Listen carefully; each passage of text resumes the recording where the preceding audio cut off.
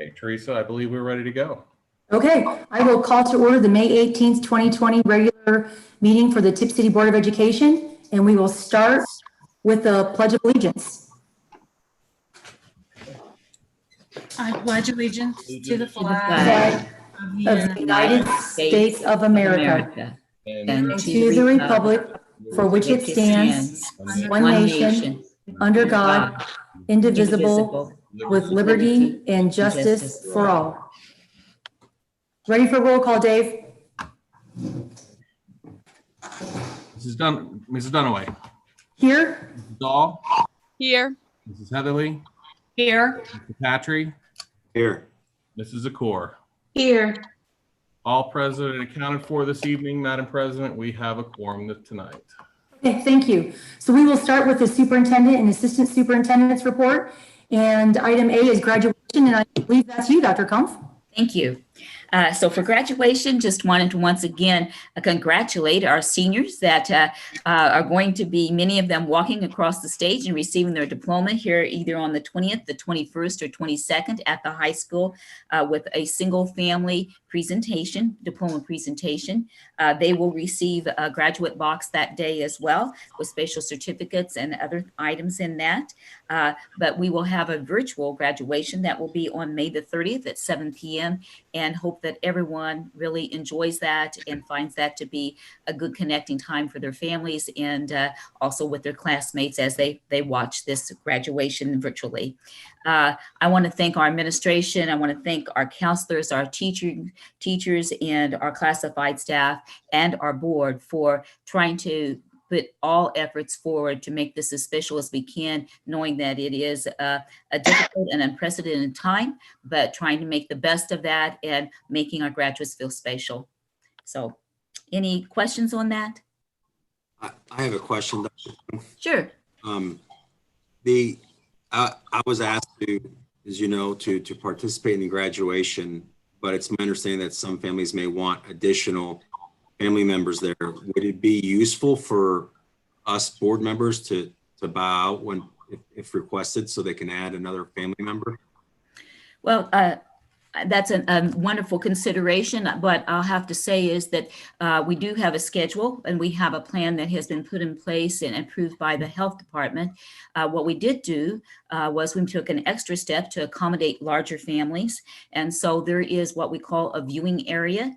And so we do have those that are able to be in the gymnasium and then just outside the doorway. And we actually moved the stage up more than halfway toward where those hallway doors are. So they will be able to have a viewing area there. And then as they just proceed out to the next door, they could join their family for a joint photograph as a whole family. So I appreciate your effort, but we also got thinking about the time frame. It literally takes us over 2 days to do this with the sequence, that by getting up and changing people in and out, that it's just very difficult to schedule all those things. But ultimately, we want families, to feel a celebration, and graduates as well. And so we have taken this extra step. I hope that we have accommodated absolutely as many families as possible by making this adjustment with the viewing area.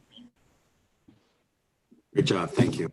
Thank you. Hey, Dr. Cohn, sorry, it's loud at my house. I just want to say that I'm super proud. I know that all of the hours that, that you and your team spent working on this, and originally it was 4 family members, and we really tried to do our best to accommodate everybody with staying in the health department codes. And I just thought it was, a wonderful suggestion to do the half court and have the additional family members. I hope that all the families appreciate that we were really making every effort possible to accommodate as many family members as we can. Thank you. And I hope our families feel supported. I do too. Dr. Kump, can I ask you a question? In normal graduation circumstances, how many invitations go out to the graduate's family typically? All right, I'll ask Mr. Veerhoff on that because he's closest to that. Mm-hmm. In the past, we've allowed 8 tickets, and then that can fluctuate based on the need. Mhm. They have some students who only need 3 or 4 tickets and another that may need a dozen. So we'll shift things around and try and make things work as best we can. But you're exactly right, Mrs. Core. There is a limit each year on the number of tickets and people that family members that are permitted to attend. So And so this is really not that far off. I mean, we're allowing, if I understand correctly, it's 7 plus the graduate. Is that right? correct. You took the words right out of my mouth. Okay, and so I just want to say thank you very much to our superintendent, Dr. Kump. I want to thank you, Mr. Verhoff, and all the staff, the high school. I mean, this has just been so monumental and layered, and it's obviously that we're not going to have 100% of the people 100% pleased because it's COVID-19. But I appreciate the fact that you've put together a plan. You're working so hard to make it as special as you can. And I just want to remind the public that this is Dr. Kump's last graduating ceremony as well, and certainly not the way she expected or wanted it to end. So thank you very much for your efforts. Mr. Verhoff, are you ready for distance learning? Yeah. Before that, I think we also need to make sure we recognize Mr. Chris Zink and Ms. Leslie Yes. Cristofano. They've put in a ton of hours and work towards making this the very best scenario for students and several staff members as well. So the high school has done a great job with this. Thank you. So shifting gears here to distance learning, obviously the board's aware that new instruction ended last Friday. Parents, students are still able to work with teachers to still complete assignments and revisions and retakes up until the last day of the school year. But we're closing out the school year with eyes ahead on 2021. We're working on curriculum mapping and gap analysis with our teachers. We've got meetings set up this week to identify content that needs to be front loaded in the beginning of next school year. We're also doing professional development related to distance learning and looking at what the fall could look like.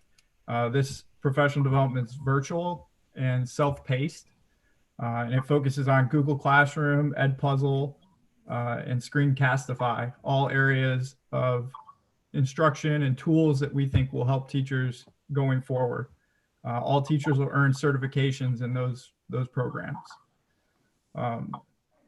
Prep is going on behind the scenes for 2021. We've been meeting since late April to talk about the plans for what the fall could look like. That has included Mr. Stefanik at times so that he's involved and aware and contributing to what those plans could look like. We've been looking at blended learning models, the school calendar, facility preparations, transportation, staffing, food service, and then instructional and technology needs. We're not going to sit on our hands and wait for scenarios to come to us. We're trying to be proactive, and it is a little bit of a guessing game. And I guess that's where we all come into play here and advocating for the state school board, the state superintendent, state legislatures to make some decisions on what next fall could be looking like. So I guess that would be my call to the board. If they're able to reach out to those groups, that would be extremely helpful to us. We're doing that with our professional organizations as well. Any questions with distance learning? Did you ever have your meetings with your parent focus groups? We did, yes. We had 2 of those. They're very successful, and that's a group that I think we'll continue to come back to throughout the summer to bounce ideas and share tentative plans and get feedback from them on what that would look like from a parent's perspective. How did you pick the parents that were in those focus groups? We had approximately 40 parents who responded in the survey that they wanted further contact. And so we reached out to those 40 parents and offered them the opportunity to sit in on that. Great. I just want to say that your efforts were nothing short of heroic that you guys have accomplished. Really great job. Yes, very proactive, Steve. Thank you.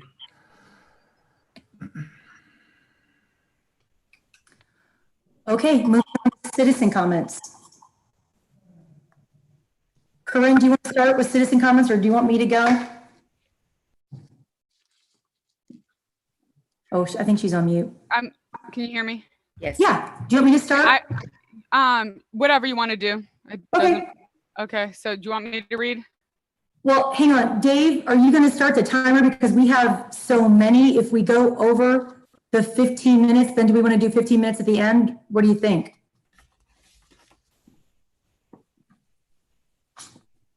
You're muted, Dave. Muted.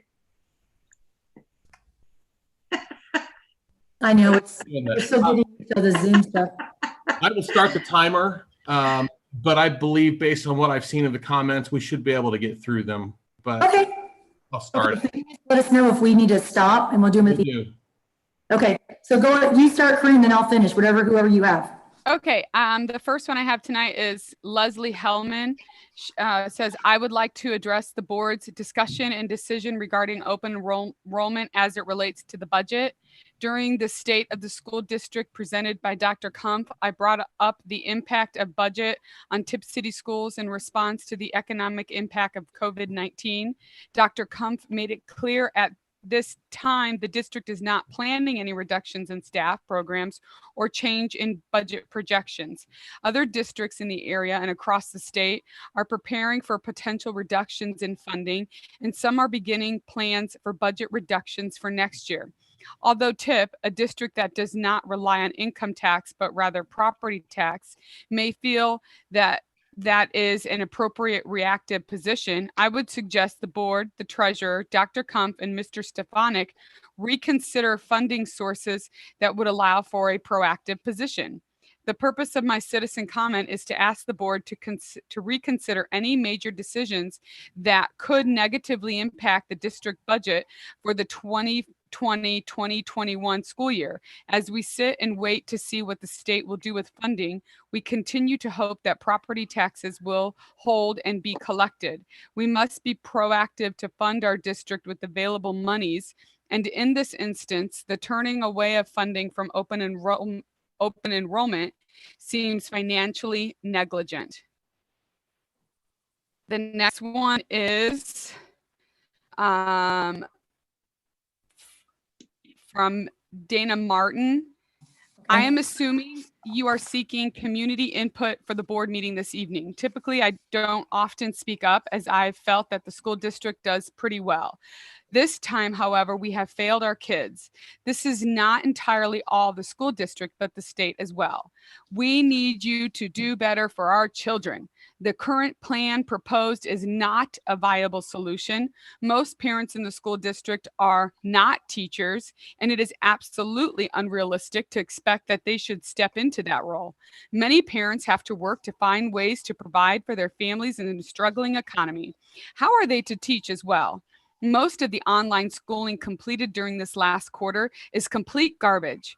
I can tell you that my fifth grader did not benefit at all. The one exception is in Algebra 9, which my older daughter took this year. This class was specifically designed to be self-directed with teacher input and assistance. No other classes were designed this way, so they are failing. This is not the fault of the teachers, but of the circumstances they were put in with no plan put into place to help the address. Aside from all that, kids need teachers. They need interaction. We live in a highly technical society. Kids already suffer from underdeveloped social skills. This is only making it worse. They need to go back to school. Thank you, Dana Martin. So my first one is from Kathy Bone, and Oh, I have, do you want me to wait to read one more? go ahead. It says, good evening. I am writing in regards to the agenda item distance learning. First, thank you to Mr. Veerhoff and his IT counterpart for hosting the two focus groups. This evening's group represented a variety of grades. As parents, we were given ample time to provide feedback and answer questions. Thank you for the opportunity for our voices to be heard. The most poignant moment, in my opinion, was when each parent opened up about how distance learning has affected their child's social emotional well-being, whether through epic meltdowns, one-on-one conversations with parents, or through slight mood changes. Each child expressed how this has impacted them.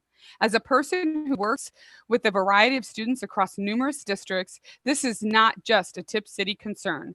From my experience over these past weeks, Students have felt the impact of their parents not being able to assist them with schoolwork, parents being unable to collect unemployment in a reasonable amount of time, parents being sent to rehab, parents sitting outside Subway trying to get internet access, or parents working extended hours and not at home as often.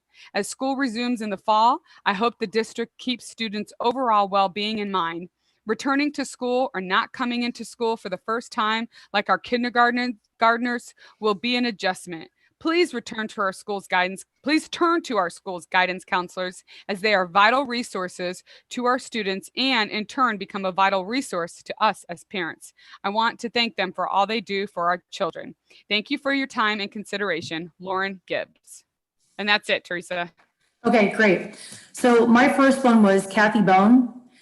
So it says you may, oh, hang on. She sent like a list of questions and then she added on to it. So I'll just start. Kathy Bone had a series of questions. 1, will the Department of Education require more distancing in the classroom of students? This could really be a great avenue to continue the push for a closed door policy. 2, since we have already been told we have more room than necessary in high school, should we put another grade up there for spacing kids out? 3, will we need to disconnect water fountains in schools and reconnect maybe a water refilling station for refilling of each student's own private water bottle that they must bring with them from home? 4, will we need to have 2 shifts at school? They do that in Spain around siesta time. 5, will we need to use the auditoriums more as a lecture hall for kids to space them out as well? 6, will the dress code include at least a homemade cloth mask on all students? Don't forget to include the wording of no vulgarity on masks. 7, will the bus drivers be asked to sanitize the bus after each route? 8, will all classrooms need sanitized at the end of each day? 9, will classrooms move in a more strict timeline as far as switching from one classroom to another, so maybe not so many kids are in the hallways at the same time? 10, for those teachers who found it difficult to do online school, will there be any help and assistance for them to build a better online classroom for the next time this may come around? 11, college courses are taught online all the time. Maybe some of the teachers could benefit from seeing how those are set up for not only the learning aspect, but also the test taking. 12, will temperatures need taken for staff and kids? If yes, by whom? An aide on the bus before they get on, or someone at the school for the walkers and drivers? 13, is the school year going to have to be longer to accommodate the number of instruction hours if class days are split?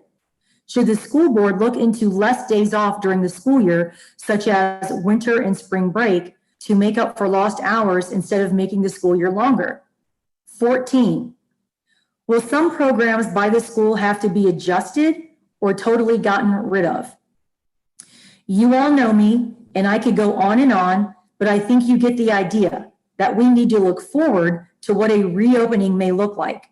While I don't personally agree with everything the state is doing regarding COVID-19, especially the tracking of cases and shutting most things down, I believe they will only complicate the issues the schools may already have. So with that in mind, I think the school board should sit back and look at the what ifs in this letter and think about how we as a district may need to come up with a plan before the state throws some stuff at us. Maybe if we think about this now, when they send their information on reopening, we can be ahead with a little plan of action ourselves. Kathy Bone. So the next one is Rachel Cartwright.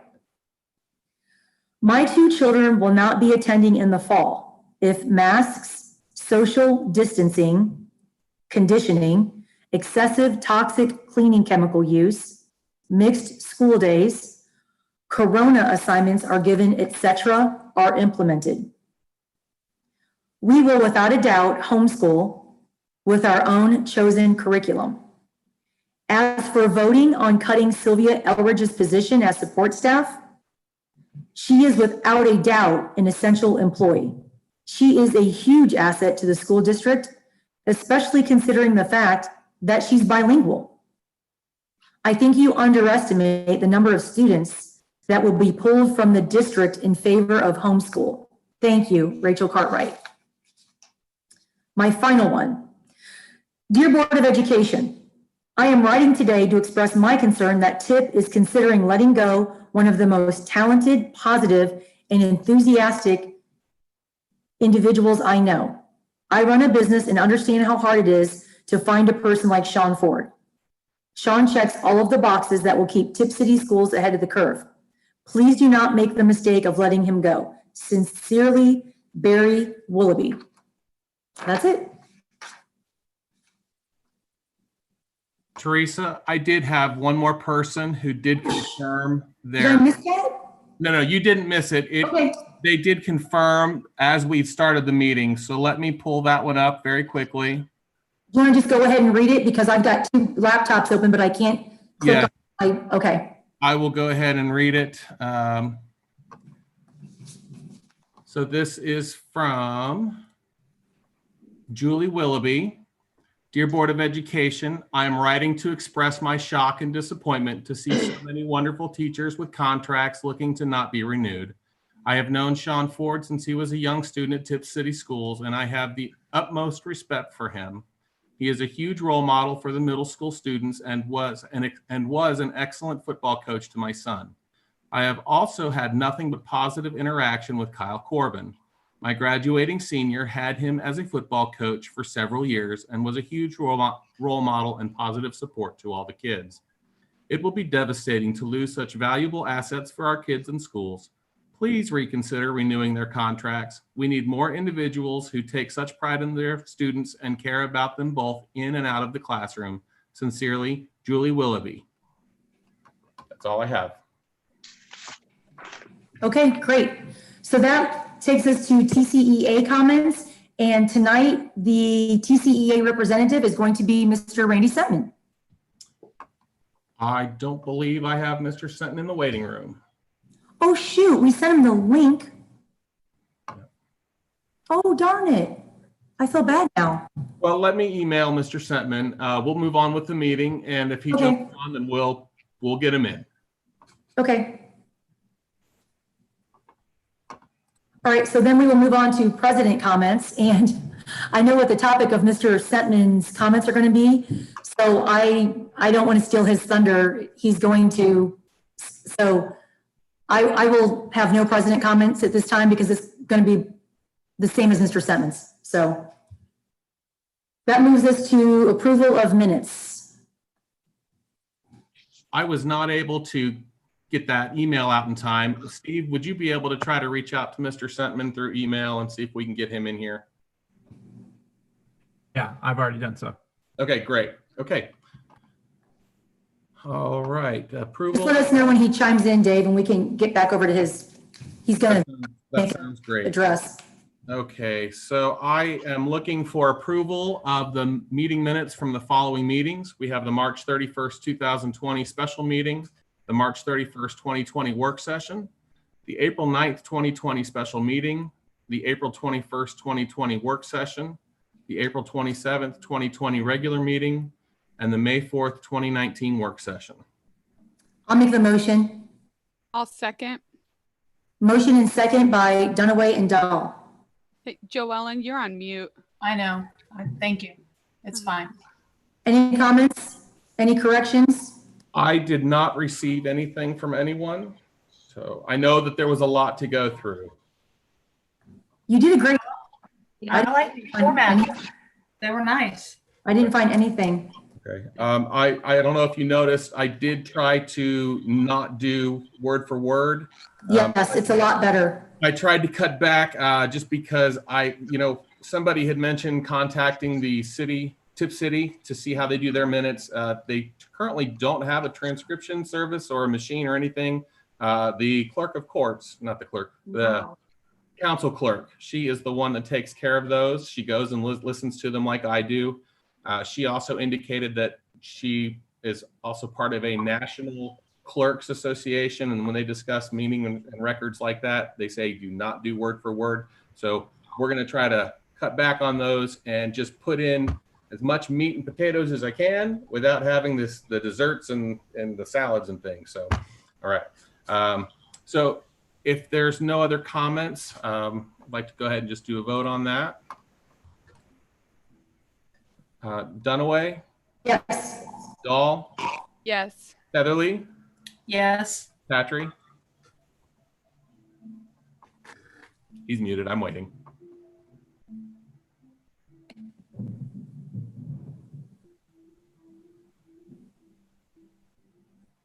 Simon? Simon, you're on mute.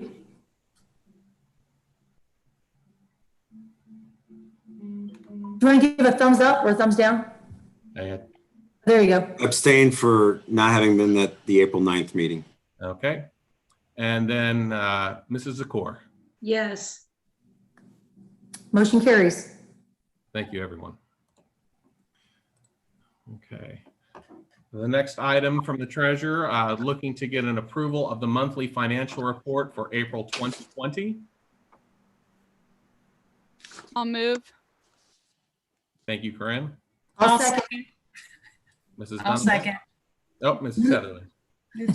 Okay, Go ahead, Dahl and Heatherly. ready? Any discussion? Let me see, anything interesting? I know I mentioned this a lot. Interest, again, has taken another plummet from what we saw in April, so we're even lower in March. I'm sorry, I said that backwards. From March is now even lower in April for that.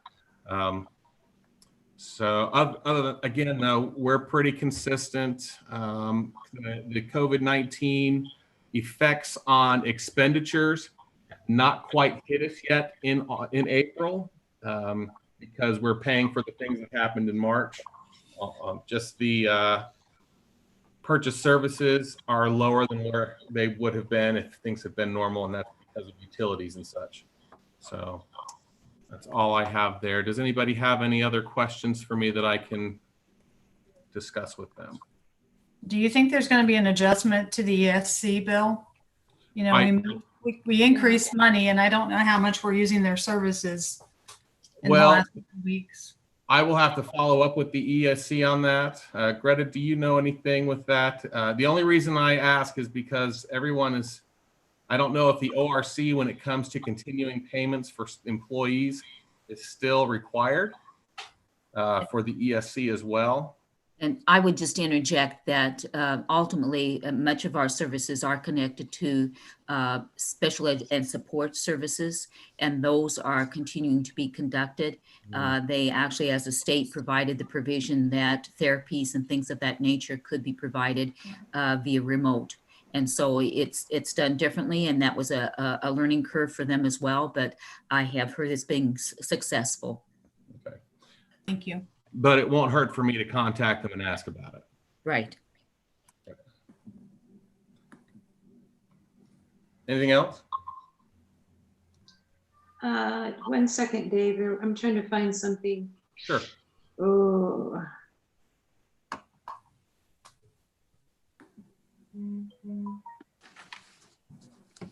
This is the 5-year? Not yet. Yeah, we're not on the 5-year yet. Not yet, Ann. Okay, I'm sorry. But all right. I'll hold that for later. We'll go ahead and take the vote. And once we do this, we'll go back and we'll have Mr. Sentman for his comments, because he is now in the waiting room.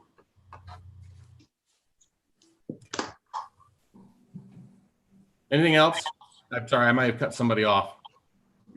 I don't think there was any comments. Okay.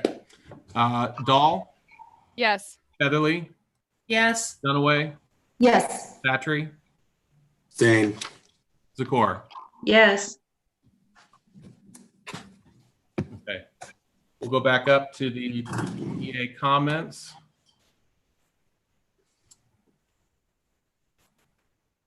Randy, are you there?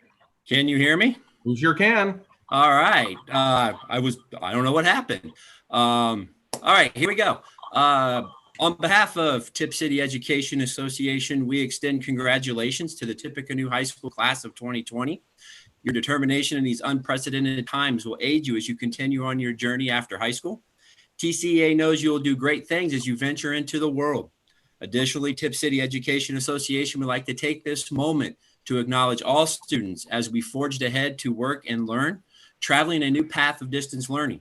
Finally, TCEA would like to thank all certified and classified staff, administration, board members, and parents for their resourcefulness and support to every student who calls Tipp City Schools home.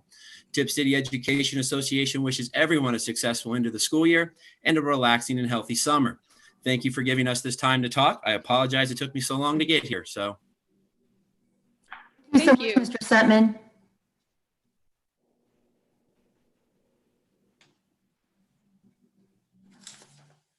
Okay, Dave, back to the treasurer's report. You want to do your president's comments now, Teresa? Well, no, mine, I just wanted to thank the graduating class of 2020, and I knew Mr. Setman was going to do the same thing, so I didn't want to be redundant. So congratulations to our graduates, and I'm sure nobody could have ever anticipated, what we would have all been going through with this pandemic. So that's my comment. Okay. All right, thank you. Then we will jump back to the item C, the treasurer's report. The Ohio Revised Code 570541 purchase order certification, then and now, fiscal year 2020 for April 2020. Can I get a motion to approve? I'll make the motion. Can I get a second? I'll second. That was Motion and second. Dunaway, Heatherly. Great. You said we're on item C, Dave. Yeah, that was item C of the treasurer's contract, or the treasurer's. We're on item B, appropriation amendments. We are. I'll just do this one first, item C, and then we'll do B in a moment. Okay. Okay. Forgive me for jumping ahead there. Okay, so we have a first and a second for the ORC purchase order certification. There is one item on the list, and this was just for the ESC of Northeast Ohio. Any questions on this bill?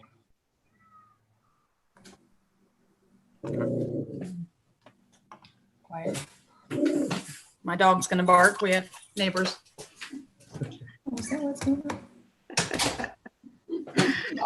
Okay, I'll go ahead and call roll for a vote. Dunaway, Yes? Heatherly, Yes. Dahl, Yes. Patry, Yes. Secor. Yes. Okay. Now, item B, approval of the fiscal year 2020 appropriation amendments. Can I get a motion I'll make the motion. and a second? I'll second. So Dunaway, Dowell, Dave. Okay. If you'll Any notice, comments? the only items really here were the appropriation changes that were done by Meta to fix an issue that occurred when we transitioned from the old state software to the new state software. So there was nothing for the district changing anything. However, I did want to note that I did make a couple of revenue changes, and you'll notice that big one is in the state budget cut, $536,228. That's because the states announced the changes to the foundation revenue for schools, and that's our reduction. So we needed to put that into our financials. And then we did also receive a couple donations for a scholarship. That's it for me. Any other comments? Quick question, Dave, on this, the open enrollment funding, did we already receive the funding for this on this one and it doesn't get adjusted, or? The open enrollment funding is just for this fiscal year.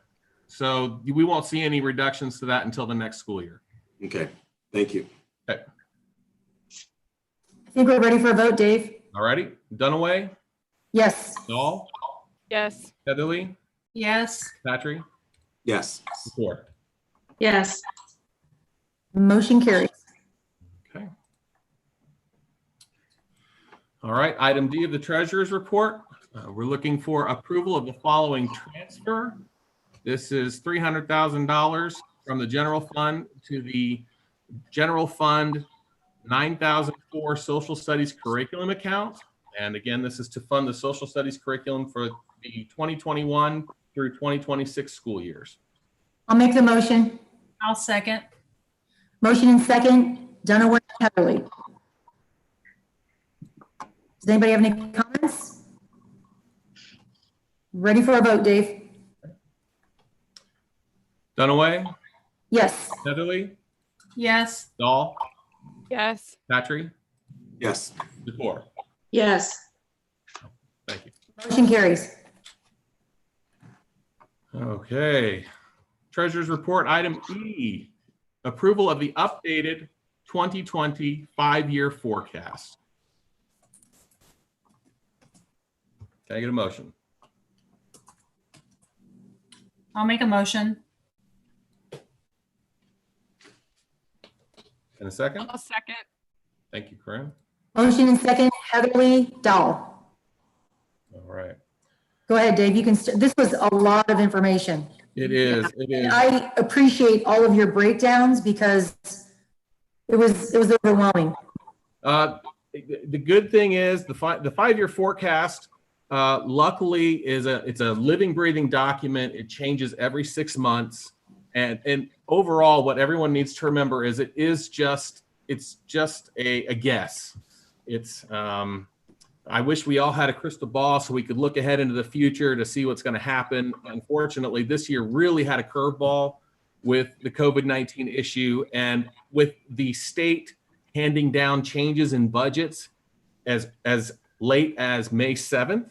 You know, I mean, here we are looking to approve this and on May 18th, and we're changing tons of things on this. I feel Right. There are school districts that approve the forecast in April, you know, just so they can get a jump on it and just think of all the things that had to change. The best page to look at would be page 2 in the assumptions, where it discusses the changes from what we had back in our November of 2019 5-year forecast versus what we're seeing now in May of 2020. And so this talks about, we've included the 2020 financial activity that we've seen. Our property tax revenues were higher than what we had anticipated in November. The changes to the state aid due to the reductions from the Ohio Department of Budget and Management, that $532,000 I mentioned a little bit ago to our revenues. You know, there's nothing worse than being told in May of a fiscal year that, I'm sorry, we have to cut your budget $500,000. But we did put that into the forecast. Casino revenues are down. Tax revenue estimates, currently we've been able to update that with the Miami County Auditor's latest updates. We have included some salary staffing changes, such as we are doing some attrition. So we've removed some positions that we're just going to lose through attrition. And we had to bump up our contracted services for the changes we had for the ESC charges. So, I mean, there's been a lot of changes from November to now. And unfortunately, while this forecast goes out five years, you know, this year plus 4 more, we have to change it again in November because these numbers right here, we're going to know better information. Shoot, we could know better information next week than what we've got right now. So it's a moving target. I feel confident though that from who I've spoken with and who I've looked for guidance on determining what the state is doing. The treasurers have been meeting on a weekly basis, and I feel pretty confident with the numbers that we have in this forecast. Looking forward to see how well we come to hitting these numbers when we know more. But other than that, I'd like to present this to the board for their approval. Any questions? I have go ahead. Are we getting, what are we getting for the CARES Act? So the CARES Act has currently been estimated to be 80% of the Title I funding that we received in fiscal year 2020. So that's about $140,000 to $145,000. The CARES Act money, I believe it will be deposited into a fund 507. That'll be a new fund that we haven't used before so that we can keep track of these expenditures. And do we have to spend it on certain things since it's title money? Well, it's federal money. It's not that it's title money. It's federal money. They just use the Title I allocation on how they gave it to everyone.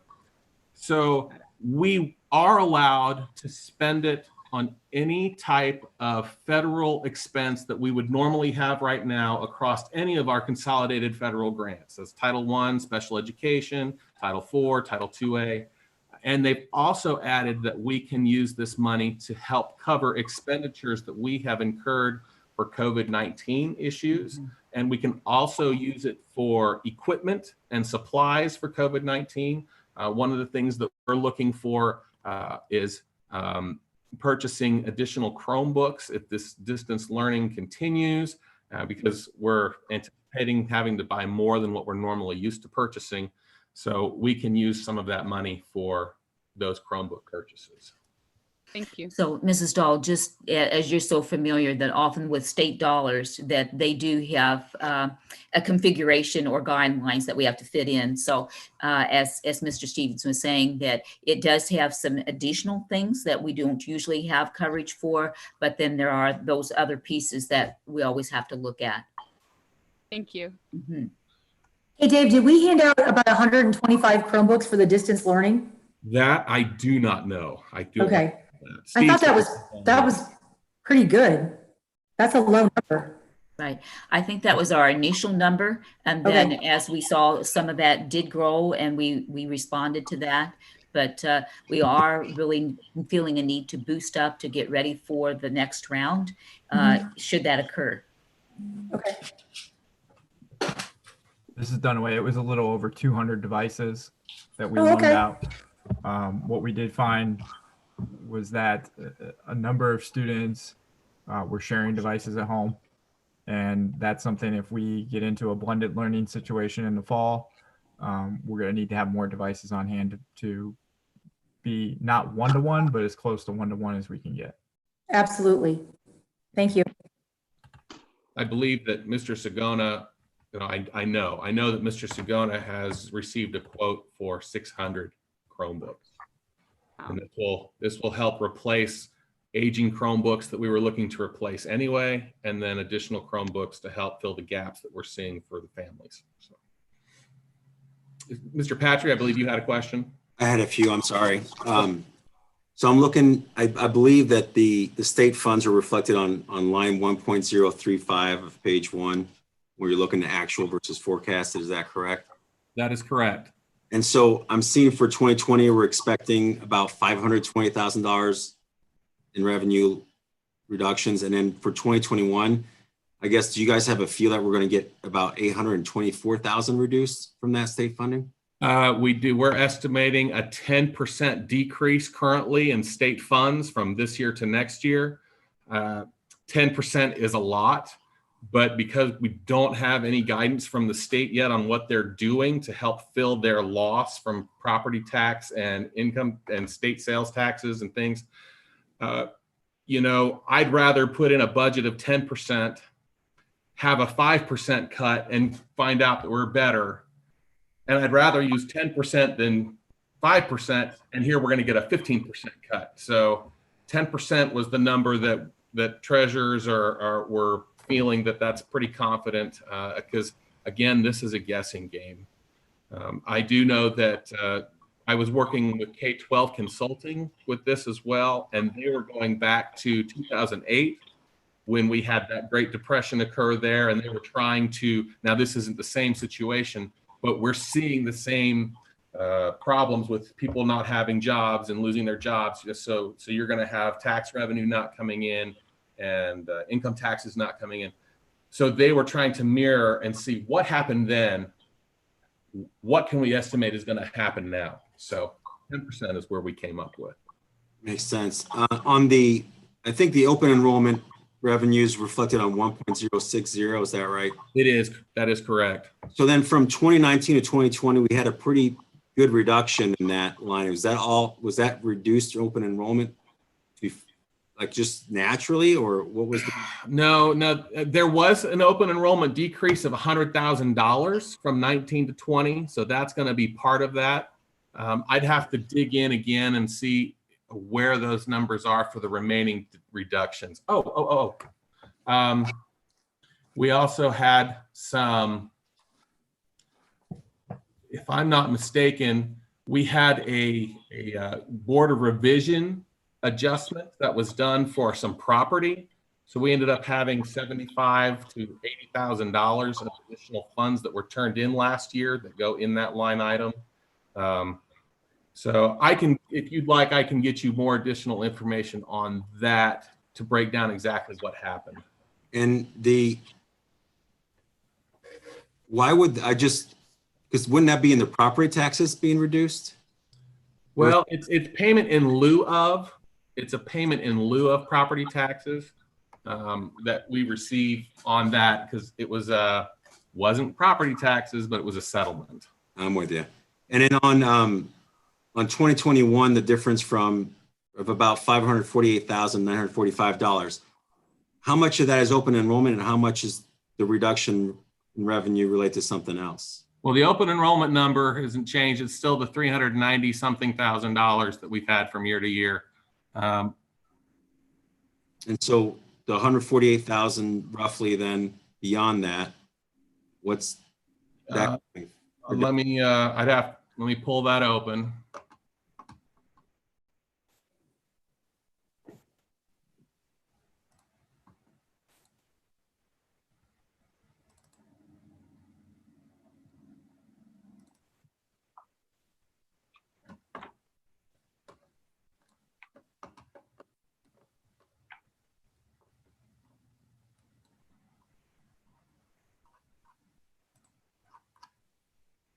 And that was line 1.060. Which line was that again, Simon? I apologize. No, that's all right, sir. It's 1.60.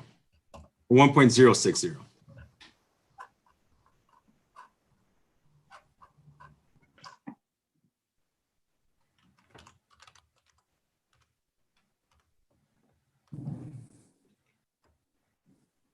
It's the all other revenues line, Dave. Oh, interest, Simon. Gotcha. Yeah, we're dropping. We had $415,000 of interest last year. I'm estimating $315,000 this year. That's a drop of $100,000 from year to year. And then we're dropping to half. We're going down to $157,000. And so right now from 20 to 21, we're forecasting about $1.2 million less in revenue. Correct. That includes the drops in the federal and the state revenues.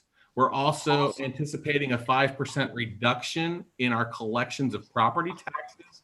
Now, not the problem with property taxes, those aren't going to go away. However, it's not a loss. It's just deferring it to future collections. So we will receive that sometime in the future. And then we also have the casino tax revenue and what else to talk about? And then on the expenditure side, do we have any idea what would be able to reduce those? Like, for example, personal services?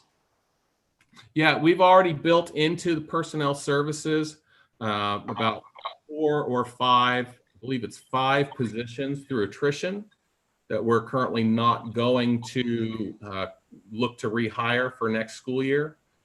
And those are the only cuts there. And we do have some cuts in the other site sections as well. So right now, that's where we're at. I mean, again, we're not trying. The 5-year forecast is to try to show that we are still healthy over 5 years. Normally, if you end with a negative balance somewhere, you have to go and show how you're going to do a levy, or we have to make cuts and figure out what we have to do. I mean, we didn't want to go through and slash this as much as possible right now without having more information on what's going to occur with next year's school, our school, what's the word? And what's our balance? Is that the $1,380,000 that we'll have? That is correct. Year 5? That is correct. Thank you. Dave, I'd like to jump in on this if I can. Sure, Ann. Under revenues, I understand it's sort of a crystal ball methodology. I get that. Part of that revenue prediction also would take into consideration, we've got 4 plats opening up, 4 new housing develops opening up, which will, I think reasonably calculate for families moving in with children that will be attending our district as in resident students. So when we start talking about these, inflow, outflow of cash, I just want to bring that to the attention as well. I know in my area, they just opened up 25 home lots in Rosewood alone. Plus there's another development going in at Curry Branch, another Cedar Grove still out here on Kessler-Cowsville is being developed. And then I believe there's been an application now for another development out on Michaels Road. So I do think it's important to bring that into the equation of discussing revenue in and revenue out. I would be hesitant, Ann, Okay. because the state foundation for fiscal years 20 and 21, the revenue received for our children, for the students that attend, was frozen at the 2019 average daily membership or enrollment, 2019's number. So even though you may see more students come in, they're going to freeze us on what we had in 2019. Now they do have a small dollar amount that we'll receive for enrollment growth, but it's not very much. How long will that freeze be for, Dave? It's through 2021, but Okay. we won't know what's going to happen for the 2022, 2023 budget or the 20. But isn't it also true that in Tipp City, over 50% of our revenue comes from local funding? I think it's 50. I mean, if you look at our property taxes, that's the biggest part of all of our revenue. Yeah. Exactly. I think it's 54%, Ann. So that's my point on you're talking about the inflow of state aid. I'm talking about the inflow of local. Oh, that's right. Yep. I apologize. And so, I just want to bring that into the equation. I'd also like to bring into the equation, because I don't think there's been a lot of really accurate information given. I'm not rehashing, but I think it's important because Dave, you and I had this lengthy conversation the other day, and I reached out to ODE, and I think it's a very misleading narrative to suggest that all these open enroll kids are bringing in an even dollar amount of $6,020 per head, when in fact we've discovered that open enrollment kids of about 15 from non-contiguous districts are not bringing in $6,020 per head. So, as we continue to pound this drum, it's my goal to bring accurate information as much as possible to our community. And I think it's a disservice to lump all these children together and just make it a short, sweet narrative. It's $6,020 per head. When that's not the case for the non-contiguous kids, we haven't factored in the full-time equivalency of our students being here. We haven't even discussed those dollars that move through our door and then move on to a joint vocational school. So I just, I want to put that on there because there's a little more layering here than I think we're saying. That's about. Not sure why we went into that, and Yep. We're talking about actual and forecasting, and I think that because the reason I went into it, Simon, is point of order. I'm talking. Point of order. I'm talking. Point of order. I have the floor. Point of order. Simon, point of order. I have the floor. Point of order. I have the floor. I don't think so. Talking about. I don't think so. My discussion wasn't over. You interrupted me.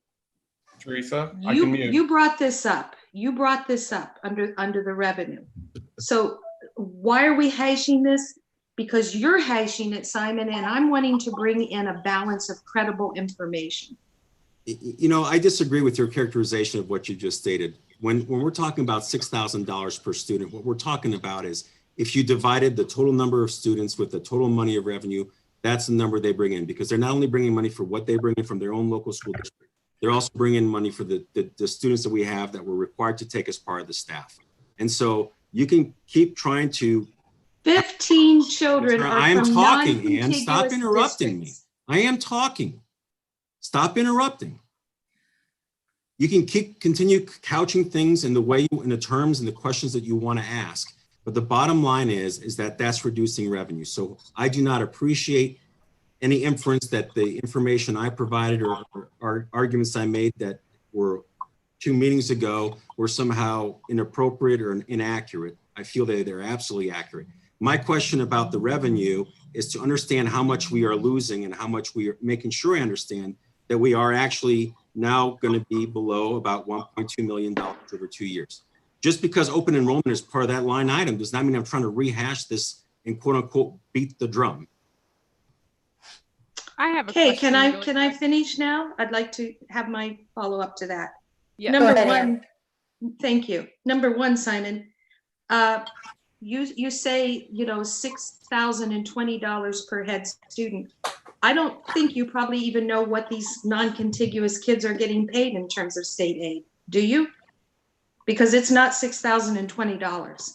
$2,468.20. The same as Well, the ODE representative told me 3,252. But the point is, representative was not correct. okay, that's you know, I will have to circle back, but that's the major point here. It's not $6,020 per student. And that's what's been perpetuated by someone, and it's unfair to our taxpayers to perpetuate that.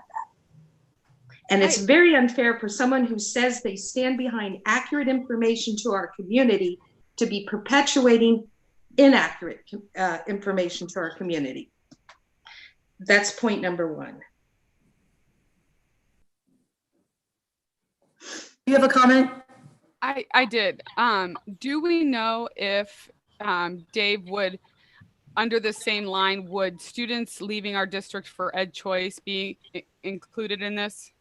I don't believe students leaving for Ed Choice will have any impact. I believe the only, Greta and I looked into this the other day, and it's only if those students were in Ed Choice last year will it have an impact on us next year. And we had no students in Ed Choice last year. So those two buildings, because I saw another list where it was on there.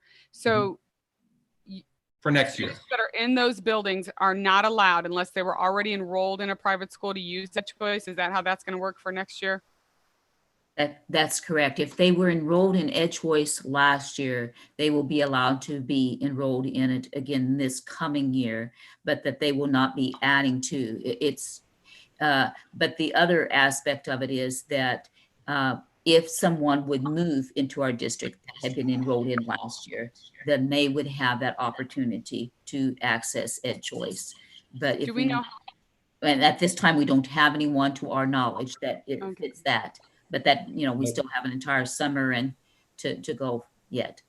All right, thank you. Mm-hmm. Oh, go ahead. Sorry. Go ahead, Joellen. I'd like Raise your hand. Oh. Dave, can you speak to College Credit Plus, how you're looking at those numbers and the impact it'll have to the district? I'm not looking at those numbers right now. I'm considering it to be consistent with the prior fiscal year. Is that one of those where the money flows through the district, comes in, comes back out? That is correct. So what I wanted to follow up also on revenue in versus expenditures losing revenue. I think a more complete narrative on open enrollment is also to talk about the money we're losing from our own district, from our own kids who are leaving our district to go to other districts through open enrollment, which I believe is about 51. And so I personally have an interest in those students as to why they're leaving and what can we do to build a better mousetrap to keep them here. And so I just want to make this as eye-opening as possible to the public, and that's why I'm interjecting these comments. 50-some kids leaving our district that live here, I think that we have an obligation to find out what's driving that and what we can modify as a district to keep them here, provide that service and keep those dollars in our district. And that unfortunately is not really getting addressed or emphasized as much as I think it should be. And that would be a great topic. We have the perfect time for that with Mr. Stefanik coming in. And that, you know, as a board with a new superintendent, that might be, you know, one of the things that we put on our list, because you could put it under customer service, you could put it under a lot of different categories, but that is something definitely worth looking at for sure. Well, when it's 50 some children leaving with $6,020 per head, yes, I think it's very significant. Okay, yeah, I agree. That's something that we could put on our, you know, a work session for maybe the fall. And that's just why I'm saying my emphasis is really going to be focusing on our residents and taxpayers and building the best product, the best service that we can in the most cost-effective way. I agree. Are there any other comments? Ellen, do you have a comment? I have one other question, Dave, on the expenditures. Employee retirement insurance benefits from 2020 to 2024. I know that's your, you know, sort of your prediction. Is there, wow, that just seems like a big jump. It's because of the health insurance line item. Because we don't know what's going to happen to health insurance. And so we've budgeted a 10% increase each year, and that gets pretty big pretty quick. So yeah, there's just, the only thing we can try to do is control costs in there. We did that the first step last year by making this year self-insured. Right now we're seeing some success with that. I'm hoping that we'll know more. We'll have better results at the end of this first year of self-insurance, that we can bring those 10% increases way down. okay. Yep. And ESC, that's a huge, where does that fit into here, Dave? At 1.6 million? It's in other objects. Which is what number? 4.3. Okay. Okay, gotcha. Wow, is there, yeah, I know this could be for a later discussion, but that's something I've got my eye on at 1.6 million. I don't know if it's, you know, doing it in-house would be more cost effective in some areas. I just we have discussed that, Ann, and that's definitely something that I think is a valid work session topic. I've had that conversation with Dr. Kampf and Dave and Corinne when we kind of set the agenda, when this first came up, I think in April. So we are on the same page as you, that's definitely something we can look at. That we should revisit. Because Yes, what is bothering me is in that 1.6 million that we're farming out, so to speak, we don't even have in-house our own psychologists, school psychologists, and speech language pathologists. And I think with at least a 13% student population, that's in the exceptional category, exceptional children.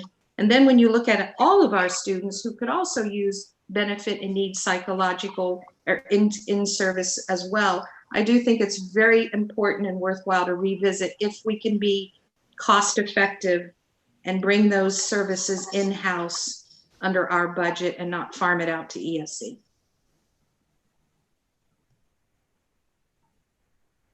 So Dave, I guess what I'm saying is heads up, you know, I'd like to have some information. I think it could be very beneficial to look at what we might save or not save if we bring those employees in-house.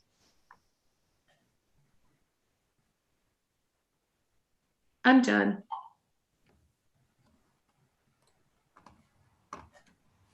Dave, thanks for putting this together. It'll be interesting to see how it changes between now and November when you do it again. Yes. Very informative. Anybody else? Corinne, I heard you trying to jump in a few minutes ago. Did you have something to say? No, I liked Okay. Ann's pointers. I thought it was very interesting. And just to let you know, when I had my one-on-one with Mr. Stefanik, program audit is something that I suggested to him. So this is something that's on his radar with the ESC. Right. Okay, great. Thank you. Anybody else have any comments? Oh, Dave, what's the final thing on the CUP report, the very last item? I know it's not on here, but I'm just don't quite understand what that fits under. I don't have that pulled up. I don't know what that is. Because we were significantly higher than state and similar districts at 7% versus like 1 point something for the state. So I was very interested in why we're at 7% versus a 1 point something at state level. But okay. I would just suggest in the future that ask me that question before the board meeting and I'll have it ready for you. All right. Fair enough. Okay. So, hey, Dave, when you do get that, can you just send it to all of us so we all have it? On the 7% versus the 1, just send it to all of us. So It's the last item on the CUP report. Tell you what, just.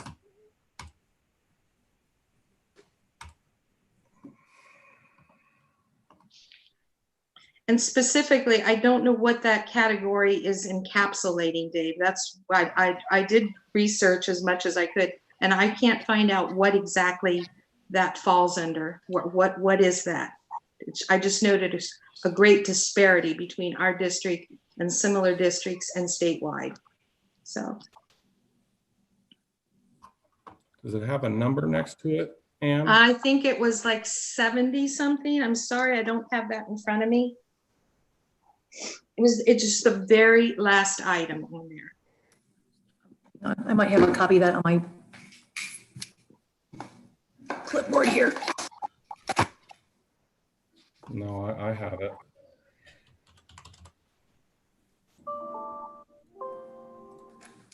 Yeah, for a second. I'm just going through, I have so many papers printed. Yeah. And I do not have the CUP report down here. Okay, I'll try to find it here. Other expenses as a percentage of operating expenditures. Okay, what number was that, Dave? Or is that Line 61. 61? Line 61 shows the percent of the total operating expenditures devoted to other expenses not categorized above. So that would be our ESC expenses. Okay. So that's where we're at. What do you see on that? 7% and our statewide and similar districts like 1 point something. Am I correct? I think it was like 1.7. I'm going by memory. I haven't looked at that report like in 2 months, but I think it's like 1.7. No. It's been a while.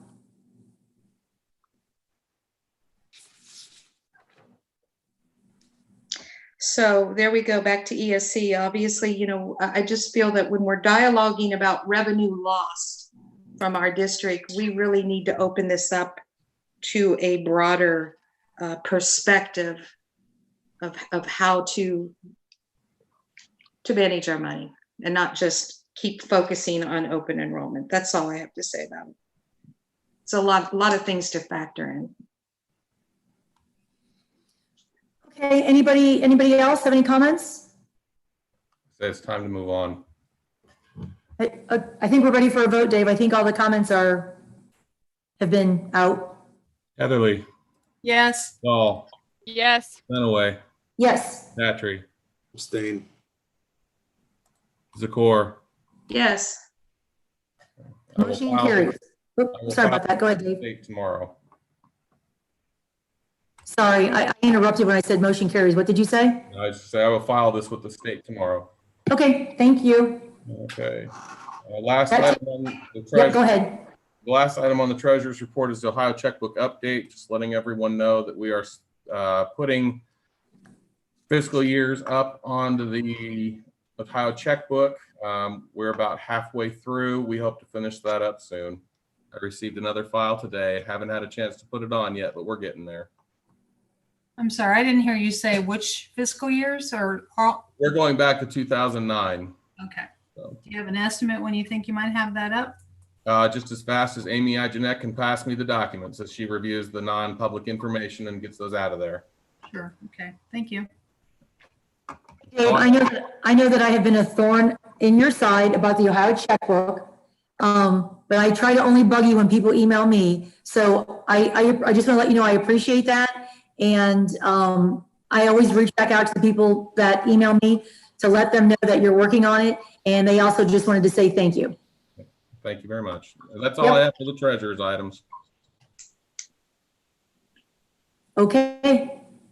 Old business. Hang on for 1 second. My Chromebook does not hold a charge. Here we go, or an internet connection. Okay. Old business, 8A, motion to not accept any tuition student applications for the 2020-2021 school year. I'll move. Can I get a second? I'll second. Oh, go ahead. Moved and seconded by Dahl and Zakor.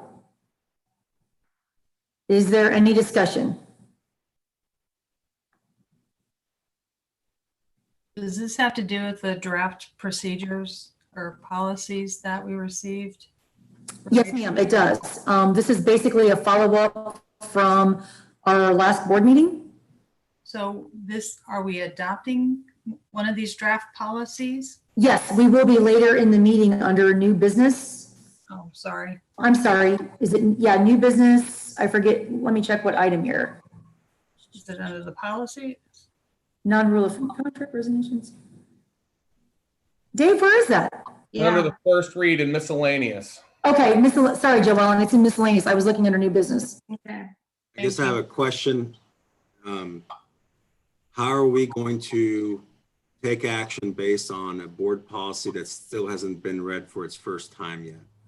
Don't we need to wait until having to have 2 official readings before we're voting in this manner, which is consistent to the policy we're about to adopt? We will have 2 reads. Last month we voted on the 5 individual students. So what we're trying to do is just do a general policy so this doesn't keep popping up every single month, because of now there's no official policy. So once we get the policy, we can just refer to the school policy and we don't have to go through this every month. But yeah, you are correct. There will be 2 reads. First read tonight, and we'll do the second read at the next meeting. Have we received additional applications for tuition? No, ma'am. Dave, have you received any? I haven't. Okay, Dr. Kump, have you received any? No? Okay. No, none at this None time. that we know of, Joellen.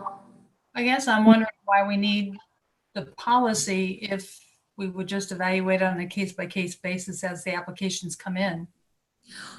I just feel like it's always good to have a policy in place. That way, you're covered. And if the board changes their mind next year, we have the policy already written so that it will reflect that. And, it's good to go. You can just do 2 reads and get the policy in place. You can never go wrong with having a policy. But are we adopting both policy drafts? No, we'll just adopt the one that either passes or fails. So then future boards would then have to vote to rescind that policy if they wanted to open up tuition. Correct. Well, doesn't it come up for renewal automatically? I thought it did. It does every year. Correct. It does every year. No.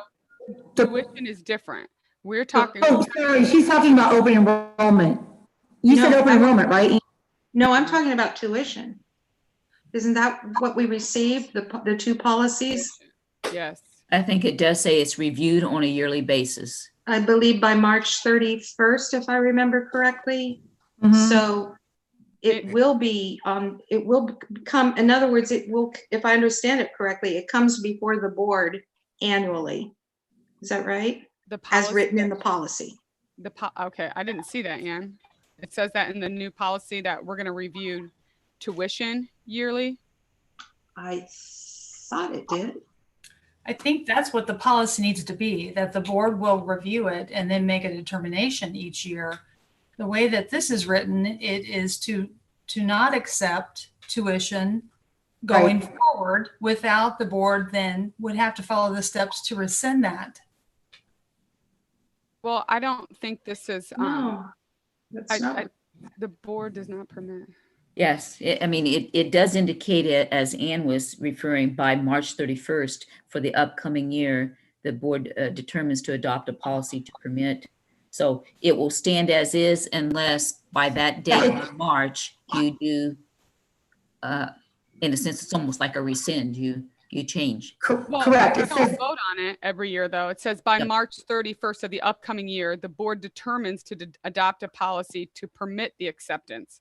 But we correct. don't discuss it or vote on anything March 31st unless before that we as a board decide we would like to Change have it. tuition students again. Correct. Okay. So if a new board would need to act and have the discussions completed by March 31st if they If- chose to do If they something. want students by the start of the following school year. Right, right. So does a rescission happen in a single vote? Or is it like adopting a new policy where you have to have multiple reads? The way It would be both. Both, yeah. You would have to rescind it, and then you would have to have two reads of the new policy to then accept tuition, just like we're doing possibly doing on this one tonight. And so I guess I have two things here is first on this, we don't have an existing policy under which we can make a prospective denial of any applications until it passes. That's my first thing related to this vote. Second, Can you repeat is that, Simon? the way this policy is written. Hey, sorry, Simon, to interrupt, but could you repeat that because you zapped out and Corinne could not hear? Okay. So right now, there's a motion before this board, make a prospective determination that we are not accepting any tuition students the 2020-21 school year. Now, we don't yet have a policy addressing our ability to do that.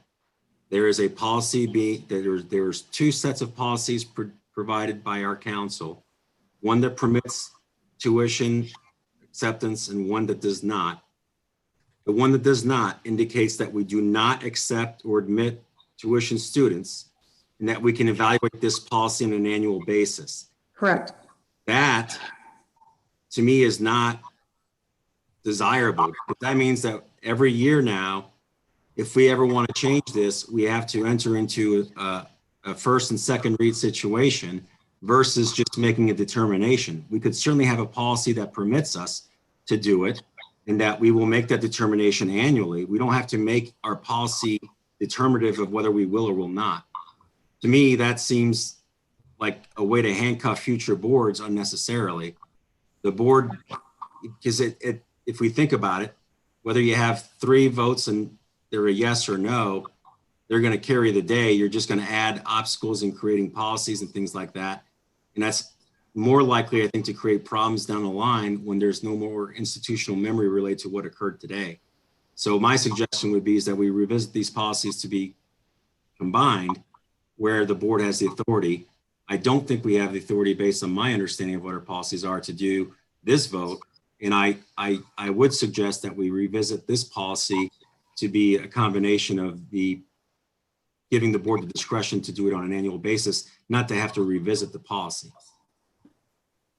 I would agree. That was the point of my comment. You said it much better, Simon. Yeah, there's always two ways to look at everything. I fully understand and appreciate that.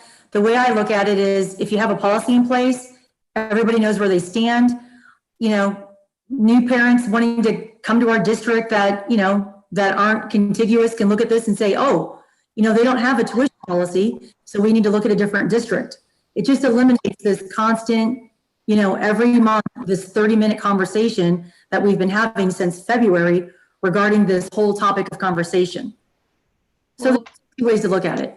So we just started talking about tuition last month. So this is not open enrollment. This is about accepting tuition. We had 5 applications and we voted no to those 5 applications. And you just said there have been no additional applications received. So why not just give us the discretion to evaluate them on a case-by-case basis? And I agree with Simon, we need to write a policy that allows the board to decide from year to year on tuition, not make a blanket statement going forward that we won't ever have tuition without rescinding that policy. Well, that's what we're voting on. So, I mean, when we get ready to vote, you can vote in the appropriate manner. Ann, did you have a comment? No, I just said I thought that's what council gave us was. Yeah, this is what council gave us. What that was all about. Correct. This is what we They've just, given us something, but it does not reflect an opportunity to make a decision annually. This is designated a stated policy that we do not admit it, that we may, but we don't, and that we have to revisit this policy annually. It does not permit us to make the decision that we will on any given year without us reviewing this policy, then having to have another policy drafted, then having to have a first read, then to having a second read. This is handcuffing future boards unnecessarily. Well, I don't think it's a big Litigation problem. expenses, I attorney think- fee expenses. I think sometimes, Simon, slowing the wheels of government isn't always a bad thing, and Exactly. making boards slow down and think and work in advance. There shouldn't be a rush ever. And if they want it in the future, they should work diligently to change it and come up with policies that are appropriate that will be followed through. Well, I noticed later on in the agenda, it lists just the policy draft of the rejection of tuition students, whereas the vacation and holiday support policy lists both drafts. So I'm wondering why the acceptance of tuition policy draft is not included. It's a good question. go ahead. No, I'm asking why that other policy draft is not included later on in the agenda. Well, due to the fact that last month, we had 5 students ask for tuition and it got voted down, it seemed like a natural correlation. And I'm not allowed to talk about the session, so I will not. This is, Our attorneys gave us two forms, one for acceptance, one for rejection. Joellen's question is why is only the rejection on the agenda versus selection of a policy? I think that's a great question. well, all I can say is due to the conversation that we had, this looked like a natural correlation. We can, depending on what happens, we can always, it's hard to have this conversation without discussing executive session. So I'm kind of. It's really not, Madam President. Respectfully, the I believe it is. discussion where. I'm sorry, go ahead. Oh, no, I disagree because I can't discuss what we discussed in executive session. And if I answer the question, I will be talking about executive session. So I don't really know how to answer the question at this point. Well, you can talk about things that are naturally related to what needs to be enacted. There is no actions taken in executive session other than the result of that executive session is that we were provided 2 tuition policies to consider. Now that has to be deliberated and discussed in the public meeting. And so naturally, I would have presumed that the agenda would have presented us with both tuition policies and let the members then deliberate in the public meeting. Joellen's point is well taken, is that this board has only been presented with the rejection, not the acceptance, which conceivably, unless this vote's already been determined for some reason, which I can't imagine how that could be, would lead it to be a negative result automatically. And so I would suggest 2 things. First, I don't think that we have the authority to vote on this particular line item. Secondly, later on in the new business, when we talk about this tuition policy, I think both tuition policies need to be displayed, revealed, and discussed and deliberated. Go ahead, Corinne. Okay, I do remember one of the things that we discussed is that we did not have a policy in place for this coming year that would fairly and equitably allow access to tuition students to the schools. So that being said, the whole idea was we're going to say no more tuition students because we didn't want to create a false sense of hope that parents could apply for tuition and then they might be accepted because we were always going to open and consider it. It was just saying, no, there's no tuition and we're going to move forward. Now we have a policy because we didn't have a tuition policy before. And what we were claiming to follow was an open enrollment policy. And not sure that that was really being done as diligently as it should have been. So this was more of a, like just being able to communicate to people we're not doing tuition. Well, you don't have any additional applications, so I think the message is clear that we're not accepting it. And if we do get any future applications, we will vote on them just like we did for the original 5 applicants. Well, we don't know why people have or haven't applied, Joellen. I mean, Right. No, I'm just saying we haven't received any additional applications for tuition. So, and I don't think it's fair to accept some more and vote on them again. I mean, that's just a redundancy that is playing a paper game with parents and with students when it would be completely unfair and inequitable to now at some point allow tuition students after we have already said no to some tuition students because we didn't have a policy. Right, and the other thing too is because we didn't have a policy in place, there was this big question of, are they coming in under open enrollment? Are they coming in under superintendent waiver? Because we had no policy in place, this was all kind of muddy water. And to your point, Simon, when myself, Dr. Kampf, Dave Stevens, and Corinne set the board agenda, we did discuss on, are we going to put one policy on here? Are we going to put both policies on here? And we ended up doing the way that we discussed it as a board. So that is how we are moving forward with the board agenda tonight. And this is exactly how legal counsel told us to approach it. And that is exactly what we are doing. The legal counsel told you that after legal counsel emailed and presented this board with 2 different policy options, to only present one for the agenda. Is that what you're indicating right now? She presented both, and per her guidance of the Board of Education, we gave her a direction, and that is what she did. The Board of Education did not. I did not give her that direction. We discussed it in executive session, Simon. This was all discussed in executive session. Well, I disagree with what instructions she's been provided, because I don't understand why an attorney would provide us 2 different policies. I think we're getting off tangent here. Deliberate. Oh my gosh. Simon, I think I can clarify that. What happened was we said that we were going to say no tuition for the upcoming school year. And then she was going to craft a policy if we wanted to have a like a work session on it over the summer where we could really dedicate time to making sure we have a policy that's fair and equitable, and then vote on that policy if we want to then implement it for following school year.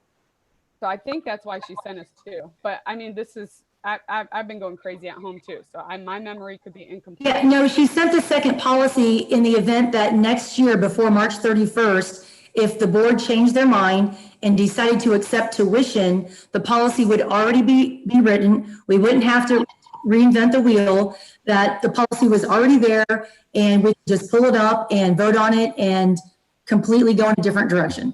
That is why she prepared 2 policies. well, is it later on the agenda that we would have some discussion about the 2 drafts that were presented? It seems to me that we would have one policy that gives the discretion to the board to determine each year whether we're going to have tuition or not. That's I the don't policy. think it has to be all or nothing. Well, that's the one that has the March 31st date. Right, so The policy, I don't understand why these are 2 options, 2 distinctively different policies. They should be combined into one policy, providing this board to make the determination annually. That was my feeling of what I was going to get presented, not 2 separate policies. I think that that's what needs to be deliberated and discussed. No, she did 2 policies. I know. well, all I can say is this is the way it's being presented tonight. If somebody had a question, they've had ample opportunity to reach out to myself, to Corinne, to Dr. Kampf, to Mr. Stevens. I believe the board agenda went to everybody on. We can't deliberate about the board agenda and how you're presenting or not presenting. You could have asked a question. Counsel. You We could have can't, that's asked a question. You could have even reached out to legal counsel to say, hey, I'm looking at miscellaneous under new policies first read. I'm only seeing policy. Should there be 2 policies? We've all had since Thursday to address this. So now here we are Monday. We're discussing this again for 30 minutes. And it's being presented as it's being presented. That's just how it's going to be. Well, I disagree. I think object to that that. we- I respectfully object to that. I think that I cannot engage in discussions with you or Corinne about how you're presenting the agenda or what's going to be on it or how it should be presented, anything like that. Because at that point, we're going to start deliberating about school business. I But can't. Simon, then you could reach out to Dr. Kumpf, you can reach out to Mr. Stevens, or you can reach out to Helen Carroll. Or our agenda and the materials presented could include both things that were provided by council, rather than making a decision, two members of this board making a decision that it's not going to be presented to the board in entirety and to the public. Okay, it's not two members of this board, Simon. We discussed this in executive session. I keep saying that. All of the board members discussed this in executive session. I don't know what else to say. We discussed it in executive session. Corinne, myself, Dr. Kumpf, and Dave Stevens have made an extreme concerted effort this year to get these board agendas out to board members before Friday night or Saturday morning. I want to say this came out, Dave, when did the board agenda to get sent to all board members? Oh, he's on mute. The timing of these board agendas, Madam President, the bottom line is that I cannot deliberate and discuss matters of school business with you, even if we do it through separate emails, because it's going to be a serial discussion. So if you have two different emails with two different board members about the same subject, about how it should be presented or discussed, that's deliberating about school business. And that's why I'm telling you to reach out to Dr. Kumpf, Dave Stevens, or Helen Carroll. That's why there's 4 of us in these agenda meetings, because to your point, you're exactly correct. That's why Dave Stevens is available. He's not a board member. Dr. Kumpf is not a board member, nor is Helen Carroll. I think that's probably why it's designed that way. I can't speak through an intermediate deliberation. The telephone is still violating the Public Meetings Act. Simon, and I could be wrong, but is your concern that both of the policies are not on the agenda? My concern is that both of these policies should have been presented. Okay. The agenda. So I'll just be honest. I didn't even notice that they both weren't on there since they were both in the email. I just assumed. I don't even know. But if you have concerns like that, like Teresa suggested, Mr. Stevens, Dr. Kumpf are great places to start. And I don't think that's a deliberation when you ask that they both be added. So Dave, let's just do this because the board agenda is a fluid document. Let's just add it to new policies first read, and we'll just read both. I can do that, and she said both, so let's just read both. It won't be a first read because it sounds to me like we need changes to the policy. Why do we need 2 different policies? We need one policy that allows the board to figure this out from year to year. That's what we had, but no, we don't. We have one that says we will not accept tuition. That's what you're proposing. But it's going to be reviewed on March 31st every year. We can review every policy every year. That doesn't change. That's not what we're saying. We don't want to have to review a policy and have to go through 2 reads. We should be able to make the call every year by a simple vote. Well, we don't have a policy on tuition, Simon. We've never had a policy on tuition. That's kind of why we arrived at this crossroads, because we've never had a tuition policy. So we're trying to correct that to make things easy and straightforward for everybody, for staff, for parents, for students, for the board, for the administrators. That's why we arrived at this point. Well, I'm not disagreeing with you. What I'm saying is that the current presented policy, non-admission students, makes the determination that we will not admit tuition students. It does not provide us the ability to vote differently. It provides us the ability to review our policy annually, which we're supposed to do anyway. I mean, this is it's phrased in a very nice, colorful way that's made us to believe that we have the right to revise this. But all it is, it's making us have to redo the whole policy again. You want a policy that forces us to vote? What I'm saying is that our policy should state that we have the right to annually vote on this by March 31st, not that we have to revisit our policy and have to go through 2 reads. I understand that some people of this board feel it'd be great to create obstacles for future boards, but I think that that's doing a disservice to the school district. Well, see, and there's, like I said, there's 2 ways to look. I feel like we're taking the obstacles away. By having a policy in place, you're taking the obstacles away. And that's my opinion. That's my way of looking at it. There's always, you know, is the glass half empty or is it half full? There's always two ways to approach an issue. Sorry, Corinne, we're trying to jump in. No, it's fine. I think the way it's written is any board member at any time and any future board can say, I want to revisit tuition. Right. And you just have to get the revision done before the 31st. If it's done after the 31st, then it's going to be the next school year instead of the following school year. I think writing a policy where we're forced to remember that we have to vote by a certain time every year is like an extra barrier almost, Simon. Like I don't agree that that's a good thing to put in a date that we have to vote on it every year. It's an open policy. It can be reviewed at any time. It's no different than administrator contracts. All administrators have to give notice by July 1st. I mean, you just know that, right? And if, I guess I don't understand. if you, excuse me, Simon, I was speaking. Go ahead. Don't give the administrator notice by July 1st, they're automatically renewed. There's nothing you can do about it. So it's, you know, in that light, it's the exact same scenario. Go ahead. No, it's not. It's our responsibility to keep track of what we need to vote on from year to year. Absolutely. This policy is rejecting tuition for all years going forward until a board rescinds that. Correct. Correct. Absolutely. So I think what Simon and I are saying is, why not write the policy in a way that puts the ownership on us to make that determination each year by voting on it? Without having to rescind a policy and rewrite one. It's Right. almost like if you don't if the board doesn't realize this is an issue in time to have two reads, it's going to be gotcha. Sorry, you're not doing tuition this year. I don't see why we want to create something that's going to provide for that. We should let the future boards be able to make the calls the way they want. The only reason to draft it this way is to create an additional obstacle to prevent tuition payments for tuition basis students in the future. I think actually the date for are you talking about the 31st date, Simon?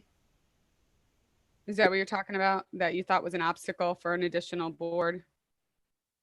No, it's not. It's 31st. This policy, the way it reads, means going forward, we will not be accepting tuition unless that policy is rescinded. I think what I'm proposing is that we draft a policy that allows the board the decision to vote on that every year by March 31st. Do you know how many policies we have, Joellen, that are Yes. policies that say we will not do something and they don't have a vote embedded in it? Well, this feels like an agenda to pass this through with the gotcha. The fact that I'm both really graphs asking. are left off, it already feels that way. Do you know how many policies that we have that state we will not do something and that's our policy? But that policy doesn't have a vote date that we have to renew that decision. There's tons of those policies embedded in our board policies.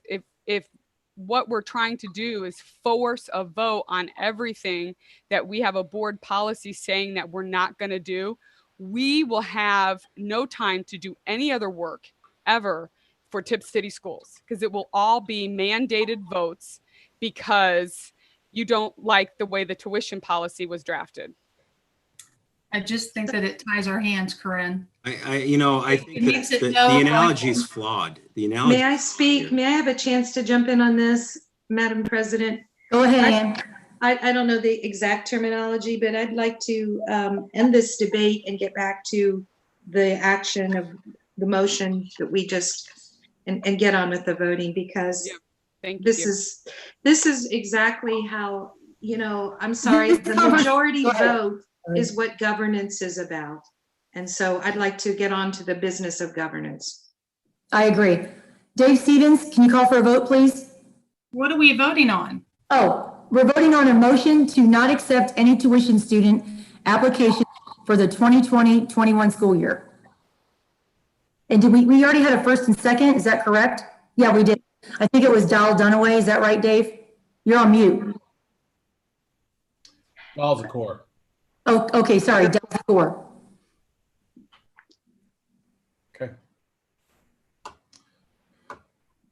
Dahl, Yes. Zakor, Yes. Dunaway, Yes, Heatherly, No, Patry. No. motion carries. New Dr. Kumpf, we'll start with you. New business, item A. Recommend approval to accept the following resignations as per the agenda. I'll move. Moved, I'll second. Moved and seconded by Dal Dunaway.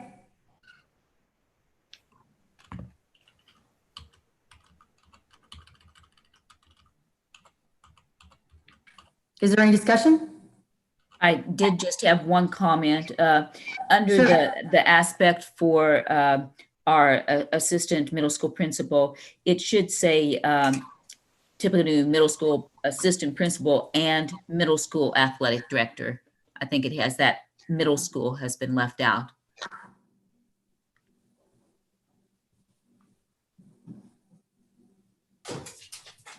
And I want to thank No, it says middle school. I just added it. you. Oh, okay, gotcha. She's clarifying because he fills two roles. Yes. Is that what you're Yes. saying? Yeah, Right, I absolutely. just didn't want that to get confused with our athletic director at the high school. Any discussion, anyone? Any comments? We good? Well, we thank them for their service and wish them well. Absolutely. Yes. I think we're ready for a vote, Dave. Okay. Dahl, Yes. Dunaway, Yes. Heatherly, Yes. Patry, Yes. Zakor. Yes.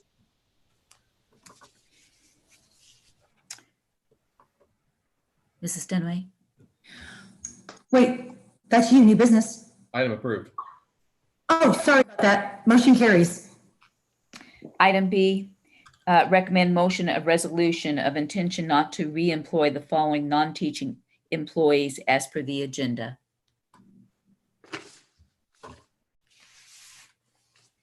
Can I have a motion in a second? I'll motion. Motion second by Dunaway, Dal Dunaway. Is there any conversation, any discussion? I do, just based upon financial reasons and the uncertainties we face as we plan for the 2021 school year as a result of the governor's school closures and the order for March 2020 due to the COVID-19. I find it necessary to make this recommendation to the Board of Education that a limited number of non-teaching staff members are non-renewed as the expiration of their limited contracts on June 30th, 2020. And we do value them greatly as staff and that these are not easy decisions. Will we be reassessing these positions as we get closer to the school year beginning?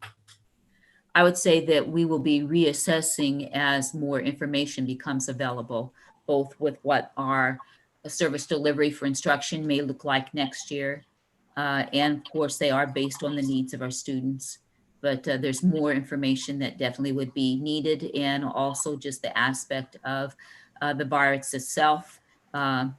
Just a lot of uncertainties right now. And it's my understanding that this is just a reaction to the COVID situation. The I mean, COVID that's and purely, projection, yeah, with, yes, yes, the reduction of the funding that we received. from right. the state. The uncertainty of funding, which is all connected once again to the COVID virus.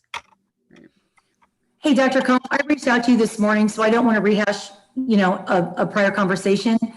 But, one thing that's extremely upsetting to me is I don't like, I just like when people have to get information off of social media. And that's extremely upsetting and concerning to me.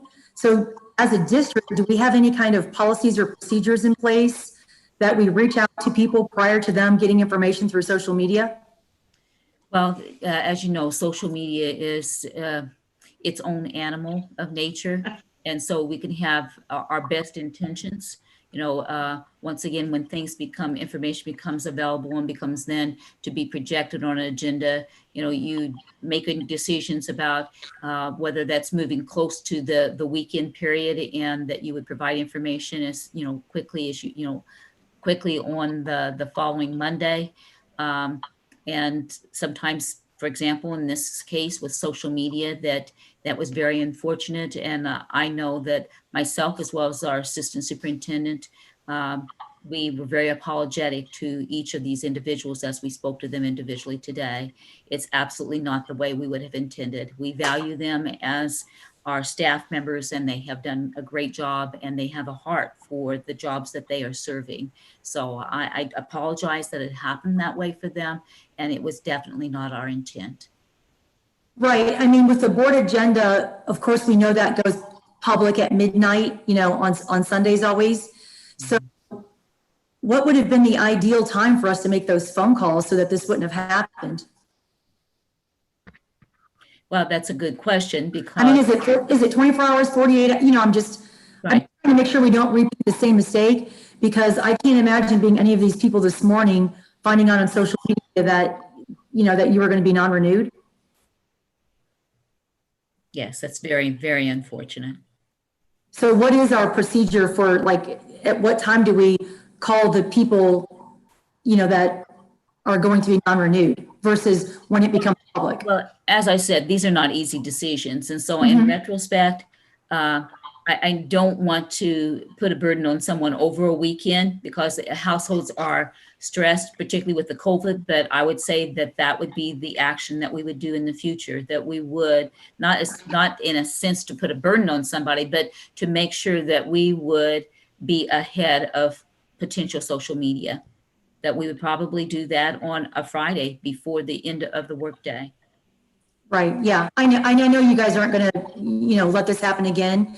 So I know that you're going to fix it and make sure that if we have to do this with anybody else, that it won't happen in this manner. Is that a fair assessment? That is a very fair assessment. Okay. And I appreciate that. And I know that it would be appreciated by everybody. Yeah. So thank you. I have a question. Oh. May I ask a question? Is Sean Ford's, is this his part-time teaching position or his part-time aide position? So that's a good clarification. I think something came up maybe in a comment that was maybe a citizen's comment, that this is about classified positions, which are non-teaching positions. And So we don't we know are- what's gonna. Oh, go ahead, Joanne. Sorry. So So this would be a 0.5 non-teaching position. This would be an aide position. Okay, thank you. That was the question. And I know we haven't discussed the football contracts because some of the citizen comments, this Yes. is not easy as a district leadership team to ever make these choices and decisions. And I know there were a lot of comments about some really good football players that must also, or coaches that must also be aides. And this is not, we're not talking about those coaching positions. That's future discussions. You're correct. Those are two separate things. This is an aide position that they served in the district. And as we said, this is more about a contract status, and it's not about performance. They have been dedicated and committed to our students, and we greatly appreciate that. So when the district has had to do this in the past, I can recall that there has been some reassurance to the people that are affected that they would be the first called back. Is that the same expectation in this circumstance? I would say when Mr. Veerhoff and I spoke today, we were very careful about that just because of the level of uncertainty at this time.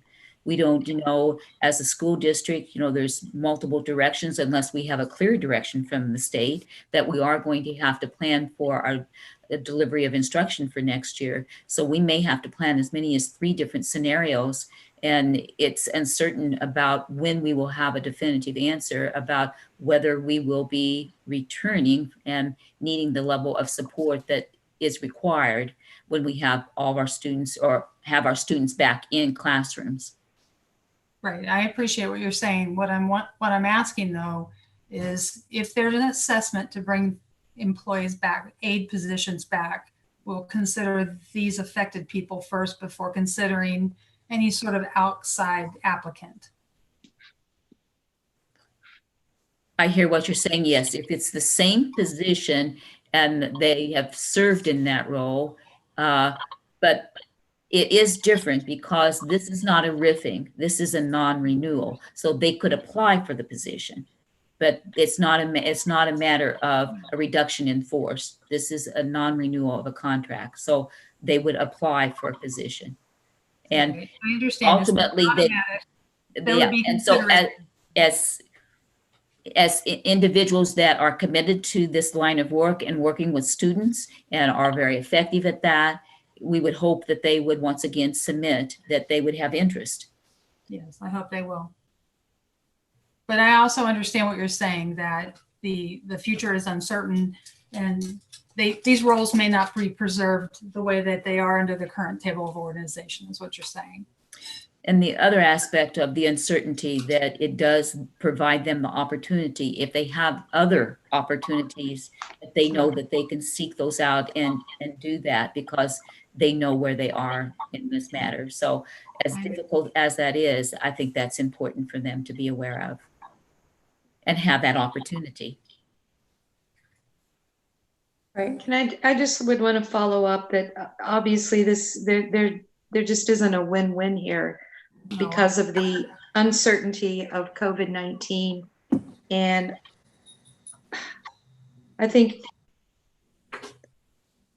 providing support and understanding for everybody involved and having to make these tough decisions, I hope our community will start acknowledging just the depth and breadth of what COVID-19 is doing to all of us, personally, professionally, and our own personal income and our state income, and quite frankly, our national income.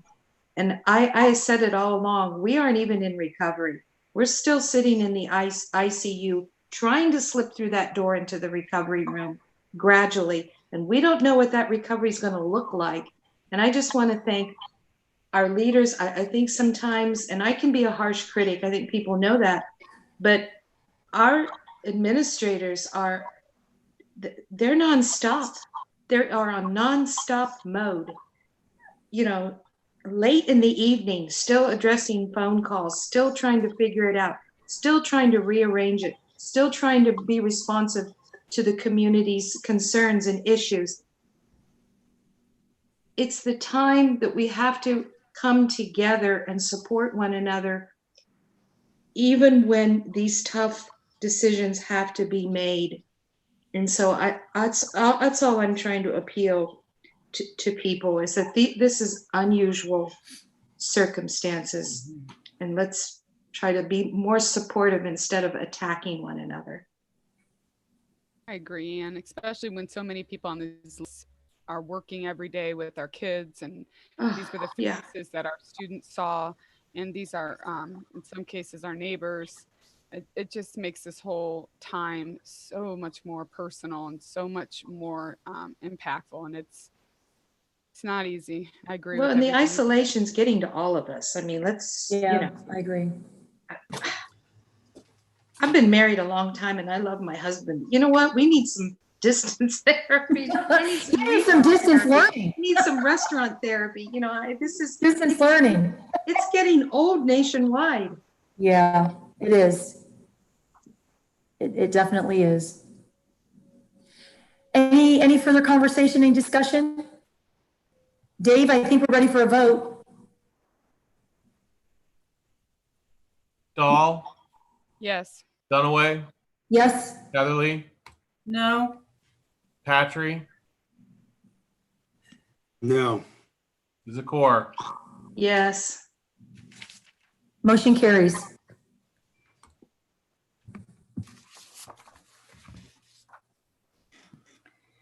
Item C, recommend approval of the 2020 summer school staff.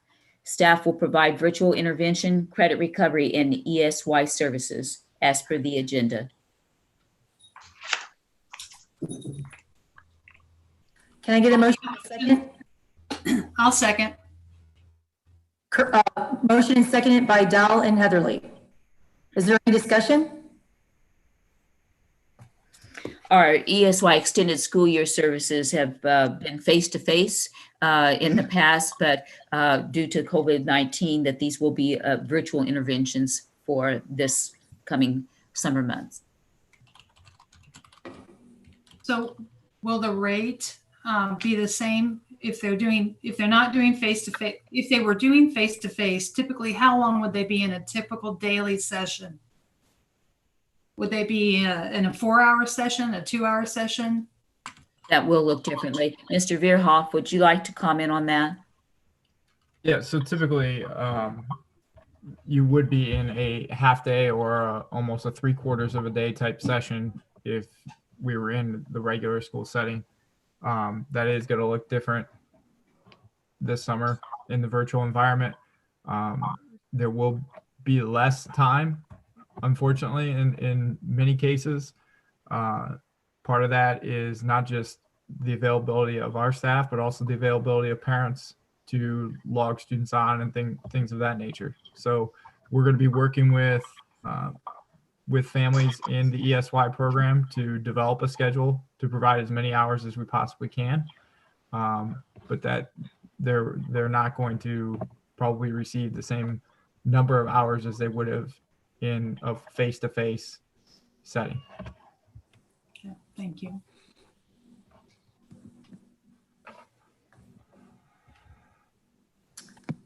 Any other comments? Dave, we're ready for a vote. Dahl, Yes. Heatherly, Yes. Dunaway, Yes, Patry, Yes. Zakor. Yes. motion carries. Item D, recommend approval to revise Mr. Mark Stefanik's superintendent contract originally approved on March 16th, 2020 to include an updated language as recommended by district's legal counsel, Retzel and Address. I'll make the motion. Anybody gonna second? Second. Dunaway and Zakor, Dave. Any discussion? Do you want me to handle this, Dr. Kump, or do you want to? No, that's fine. I mean, Okay. a discussion? No, you may discuss it if you want. Okay, yeah, sure. So the reason why this came up is when we were going through Mr. Stefanik's original contract, there were a few items that looked kind of just, I don't know what the word is. Mr. Stefanik, coming from North Carolina, wasn't familiar with Ohio contracts, and I had never done one before. So we both just assumed that, we were kind of looking at it from a different view. When I sent it to Helen, she did notice that there were a few things on there that she suggested that we change. And specifically, she wanted to address the holiday pay and the vacation pay, because we don't have any board policy currently for holiday pay or vacation pay or personal pay. So we changed all of that in his contract. And then we also redid his bridge contract. And he was very pleased with both revisions. So let me ask, in the absence of having a specific policy Mhm. for the three items as it relates to the superintendent, don't you just default to the regular board policy for all employees related to those topics? I'll let Dave Stevens answer that. Dave? I think we've learned that we didn't have policies for. We had no policies, Joe Ellen. Right, I know, I acknowledge that. I'm not suggesting we had them. I'm just saying, in the absence of a specific policy targeted to this position, wouldn't that employee then just follow the board policy that all employees follow? Each one is different for teachers. It's supposed to be different for teachers, classified, administrative. We were using what was noted in the board-approved salary schedules, Okay, except the superintendent and the treasurer are not included in the salary schedules. And those items, such as holidays and vacation days, are individually discussed. I don't know if personal days, I can't even recall if those are in mine or not, but normally with the superintendent and the treasurer, it's what's in the contract. so in the future, we'll be developing those policy drafts. I know that's Helen not, has been working on it. just noting that. Yeah, Helen has been working on the holiday policy, the vacation pay policy, and the personal day policy. She's been working on that for a month now, Dave. Does that sound about right? A month, I think we've been picking away at that. I mean, we've discussed it in the past few meetings. Okay, yeah, a couple months. Yeah, I know we're talking about the holiday and vacation day policy for classified staff, non-teaching staff, non-teaching personnel tonight. Correct. I believe that we may be, if we don't do one for the administration, it would be then left to the individual contracts, but currently our individual contracts for administrators don't include some of those items, so we should be moving on to one for those next. So if I understand this correctly, the holiday, vacation, and I'm sorry, and personal, there was no policy in the administrative contracts referenced those, but there was in fact no policy to support that reference. Is that correct? Just what was listed in the board. That's correct. Salary schedule. That's correct. So this has probably been going on for some time. Long time. And pardon me? A long time. A long time. Thank you. And so here again, I just feel it's an opportune time to point out this is about, thank you to our officers for looking into this. Mrs. Dunaway, Mrs. Dahl spending a lot of time to reveal to Long time, forever, for forever. Yes, to peel back these layers and get to some really root cause things that I think are really important for this district, and thank them for leading this direction and getting down to improving things that are significant, both in the immediate and long term, because my mind is blown that we have policies referenced in administrative contracts that don't exist. I mean, that is like the twilight zone. So I'm really happy that this has been addressed. Thank you to this board, and especially to our president and vice president for addressing this. And I hope the community is thankful as well. And I appreciate that. And it was kind of, awkward for me to call Mr. Stefanik, because everything that you just said, I had to present that to him in a professional way. And what is really a professional way to address that? It was, I'll just say it was awkward, but we got through it. And he was happy that we are taking corrective measures, and he was appreciative of that. And this is a good thing for the district as a whole moving forward. Yeah, it's always good to have policies. Policies are important, absolutely. Well, it's also good to have a board of education that's digging into these things and peeling them back and addressing them and trying to make them better for the future. Yeah, it has been a lot of emails, a lot of back and forth, but we're going to get it done. We are getting it done. We have been getting it done. So thank you for recognizing that. Is there any other discussion? Dave, I think we're ready for a vote. Dunaway. Yes. Core. Yes. Dahl. Yes. Heatherly. Yes. Patry. Yes. Motion carries. Item E, recommend approval to hire Mr. Mark Stefanik as a consultant of Tipp City Schools for a bridge term period commencing on the 23rd of March, 2020 and ending on the 31st day of July, 2020, and shall include up to 15 work days.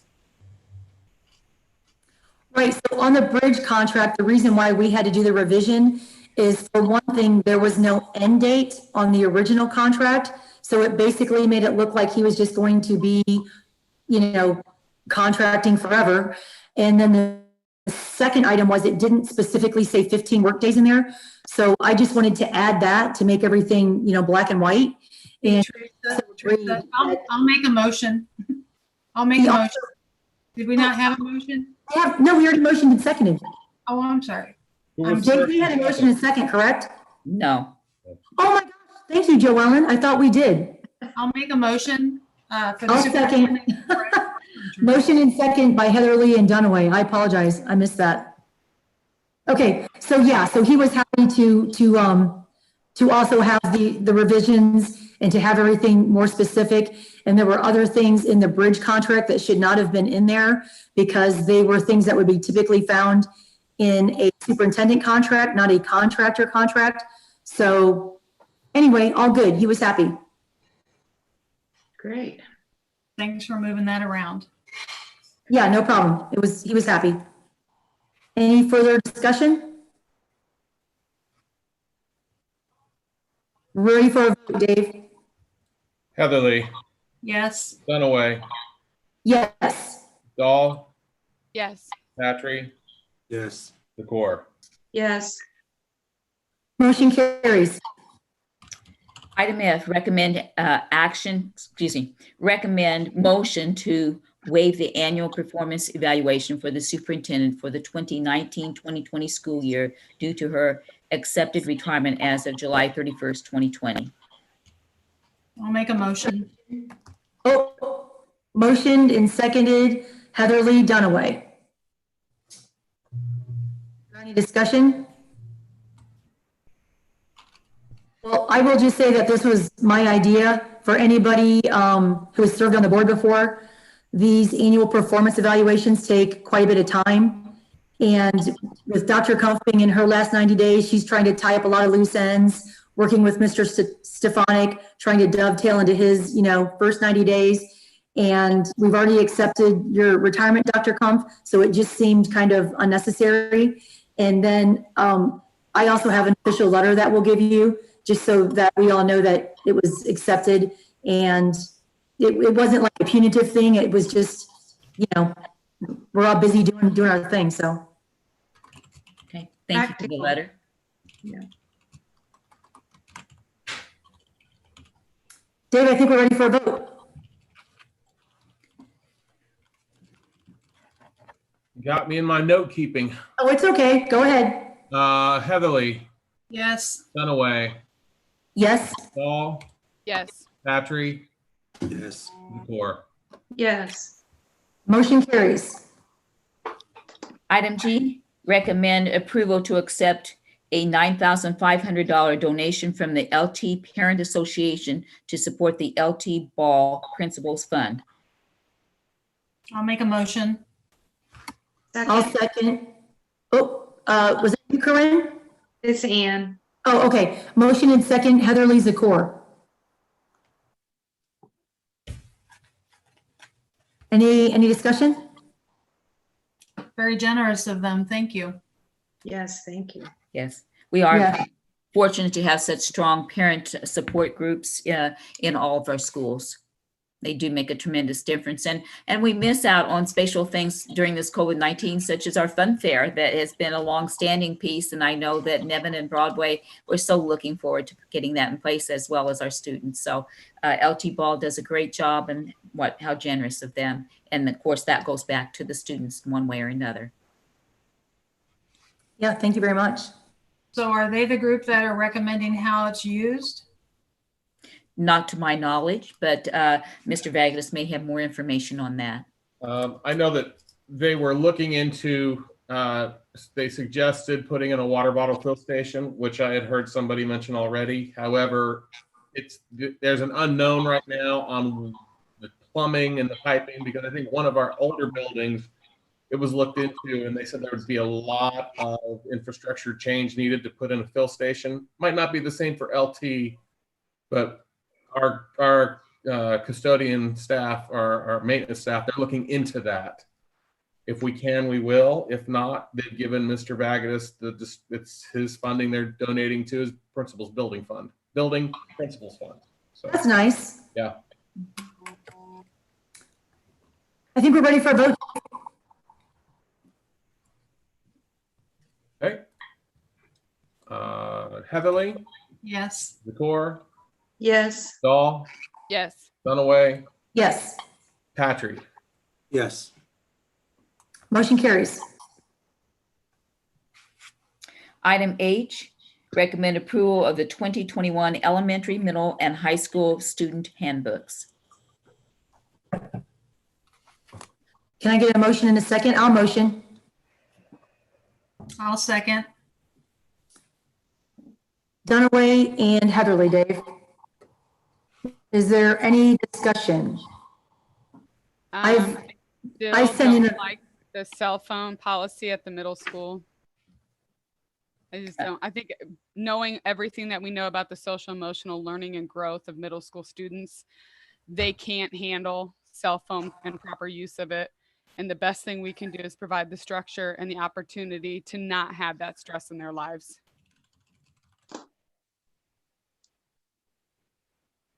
This is at the middle school, Corinne? Correct. Yes. What page is that on? Oh, Yeah. Hang on, I'll pull it up real quick. It's, Is it 18 telephone or is it under cell phone? I'm still loading. It would be under, it's under cell phone. Let me see if I can find it real quick. And key page, cell phone.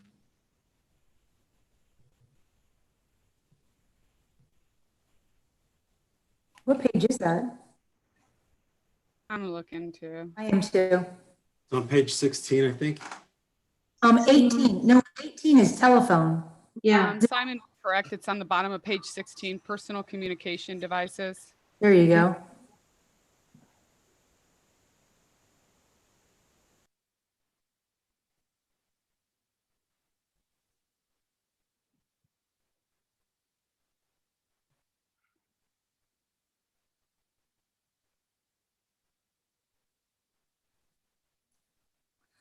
So what would be the process for changing that, Dr. Kumpf? Well, that's a very good About that, or how will we question, because discuss I it? know they've created zones for different things and timeframes. And I know that they have even gone to what I would call handbook workshops to try to have language that they felt like that would work with that.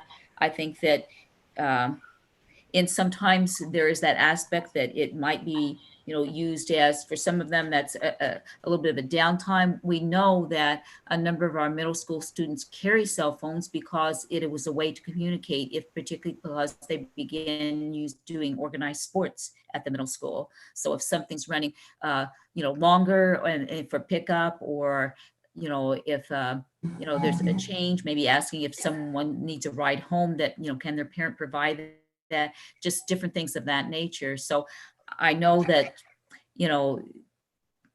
we're just in an electronic world, so our youth do have cell phones.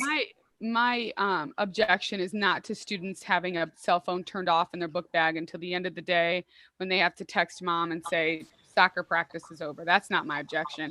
My objection is with the policy that allows students to be on their cell phones during lunch, during that free time, whether they're taking them into the bathrooms. It's causing a lot of additional social media drama that middle schoolers can't, like, they almost cannot self-regulate to stay away from that. And I think that it would, based on the research and the articles that we know about social emotional learning and health, they need help disconnecting, and they need help with healthy boundaries. And the best way to do that is to say no.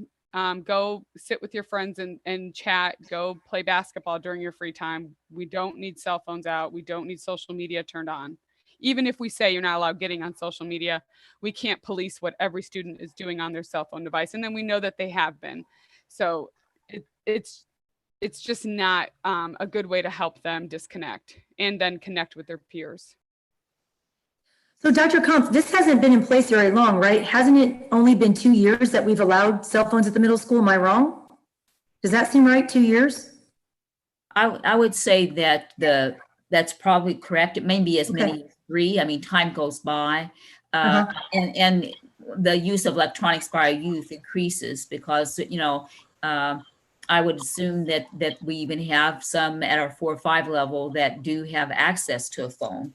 It becomes more pervasive all the time and a common piece. In fact, I do think a number of our parents reach out to the students, and we have to work with them about really not, calling during school hours, unless there's something that's really important, and they've always are able to go through a school office for something like that, if something would come up with family.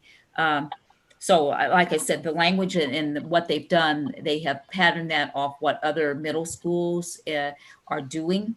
that's more of a common practice, as well as things such as even like through PBIS, what they're seeing, what some of the PBIS middle schools are doing with that and how they're creating zones or timeframes. And as I was saying, I think some actually even use it as a privilege, that it's a motivation for them to be able to get on it for a moment. But Mrs. Dahl, I hear what you're saying. There are a lot of precious on our youth. I mean, absolutely. And social media is one of those, and the telephone is part of that social media aspect. I guess in some ways I would like to hear from the middle school administration about their thoughts process and anything that they would want to bring to this conversation, as well as, if there were suggestions about adjusting this. I hate to have the delay too much for handbooks because they do get them published, and there's a whole time frame, and you get the best rate by getting it turned in a certain time and those kind of things. But maybe this would be something that we could bring back for the middle school for the work session possibly, so that it would not be too delayed. Yeah, it's not going to change my vote. It's just, I feel like it's really important, and I needed to state that if we decide to change it, we can always staple something in the front. Okay. All Absolutely. right. That might be a very good solution, although I don't want to mislead anybody on the board. I mean, they'd be voting on as is. I get it. But I hear your concerns. I will have to say that I absolutely positively agree with everything that Corinne says. And part of the social emotional learning, and kids definitely need boundaries. And I have to believe that some kids would be very relieved to know that there are no cell phones at the middle school. I just feel like they would almost be happy. I feel like kids need those boundaries. So I don't know what the process would be. Dr. Kump, you mentioned some kind of, reaching out to the Tipp Middle School administrators, but whatever would be involved in this, I would be fully supportive of looking into this. There was actually an article about, I'll try to find it, a middle school that did ban, and I don't know that that's what Corinne's talking about, actually. Yeah, they did. It was last year. About banning, yes. And they said it was an amazing transformation. Yep. Kids would actually sit in the hallway and talk to one another as they were waiting to, for their next activity of the schedule. It was a little bit, they were hesitant at first, but it turned out to be a very positive outcome for students, staff, and parents. Hey, was that a school in Cincinnati? I know I read that article, and for some reason, try to track that down. No, I'm not going to hold you to it, but I read the same article, and my brain wants to say it was Cincinnati because I was thinking to myself, oh my gosh, that's so close to us, Mm-hmm. Anyway, I'm all for it. I think it would end up in a very positive result. So. And I just also want to support Corinne's, that at this age, that middle adolescent does need a lot of support, because it's unfair with their brain development to expect them to be able to self-regulate and engage all that. It's just not there yet. Right. So I agree. I think it's fair to them to give those guidelines. Yeah. I just want to mention, I do think that if they have cell phones, which a majority of them will, and they have it with them, it will be hard for them to keep it in a book bag and not on their person. One is because they're expensive. It's an expense piece. And so they want to probably, in a sense, have it on their person. We're fortunate that we have good students, and we have lockers that are not really bothered by other people for most situations. But I think it will be a lot of monitoring about making sure if they're not on them, because they will, they're on them all the time when they're not there. So it will be a big change and transition. And initially it probably will take a lot of monitoring. Aren't these recommendations based on the input of the people that work at the middle school? Who contributes to this? Oh, the handbook. Yeah, to develop. The handbook itself would have definitely been the administration, probably, and some of the teaching staff. but ultimately it would be like through handbook workshops and PBIS meetings and symposium, I'll call it conferences that they go to. They have breakout sessions about different aspects. That would be largely what it would be based off of. I don't disagree with you, Corinne. I just think monitoring would be very difficult. Policing that will be difficult, but I hear what you're saying. But You said it earlier. I think you said it last year too. It's just, you know, the research is there. They can't It is. handle it. The problem is that you let cell phones out. So putting like the genie back in the bottle is hard. And it's going to take a couple years of very diligent reinforcement to have students who were previously let, you know, walk around with cell phones now go back to they're not allowed. And Dr. Kump, I think you're correct. It's going to be a challenge at first to go back. But is it the responsible and correct thing to do for middle-aged children? Absolutely. Well, we keep talking about the blended model and what that might look like in the fall. So if we were going to do it, this would be a good time to do it, because if we end up only going back 2 days a week, that's kind of a good way to start this. Yeah, but I don't want to hold up this conversation just based on that. Yeah. That's just my comment. Like Joellen said, I said it last year too, because it's Right. something I am passionate about. So we can move off of that because it's not going to change. The document's not going to change, and I'm not suggesting we change that today for any voting. Right. But just put it on our list for a future conversation, or like Dr. Kump said, to get feedback from the administrators would be nice. And not just the administrators, but the teachers. The teachers are the ones in the classrooms with these students all day, every day. So what's their opinion? I would really like to know. They're the ones that are interfacing with the drama. Absolutely. That's a great way to say it. So, Dave, I think we're ready for the vote, if I'm hearing this correctly. All righty.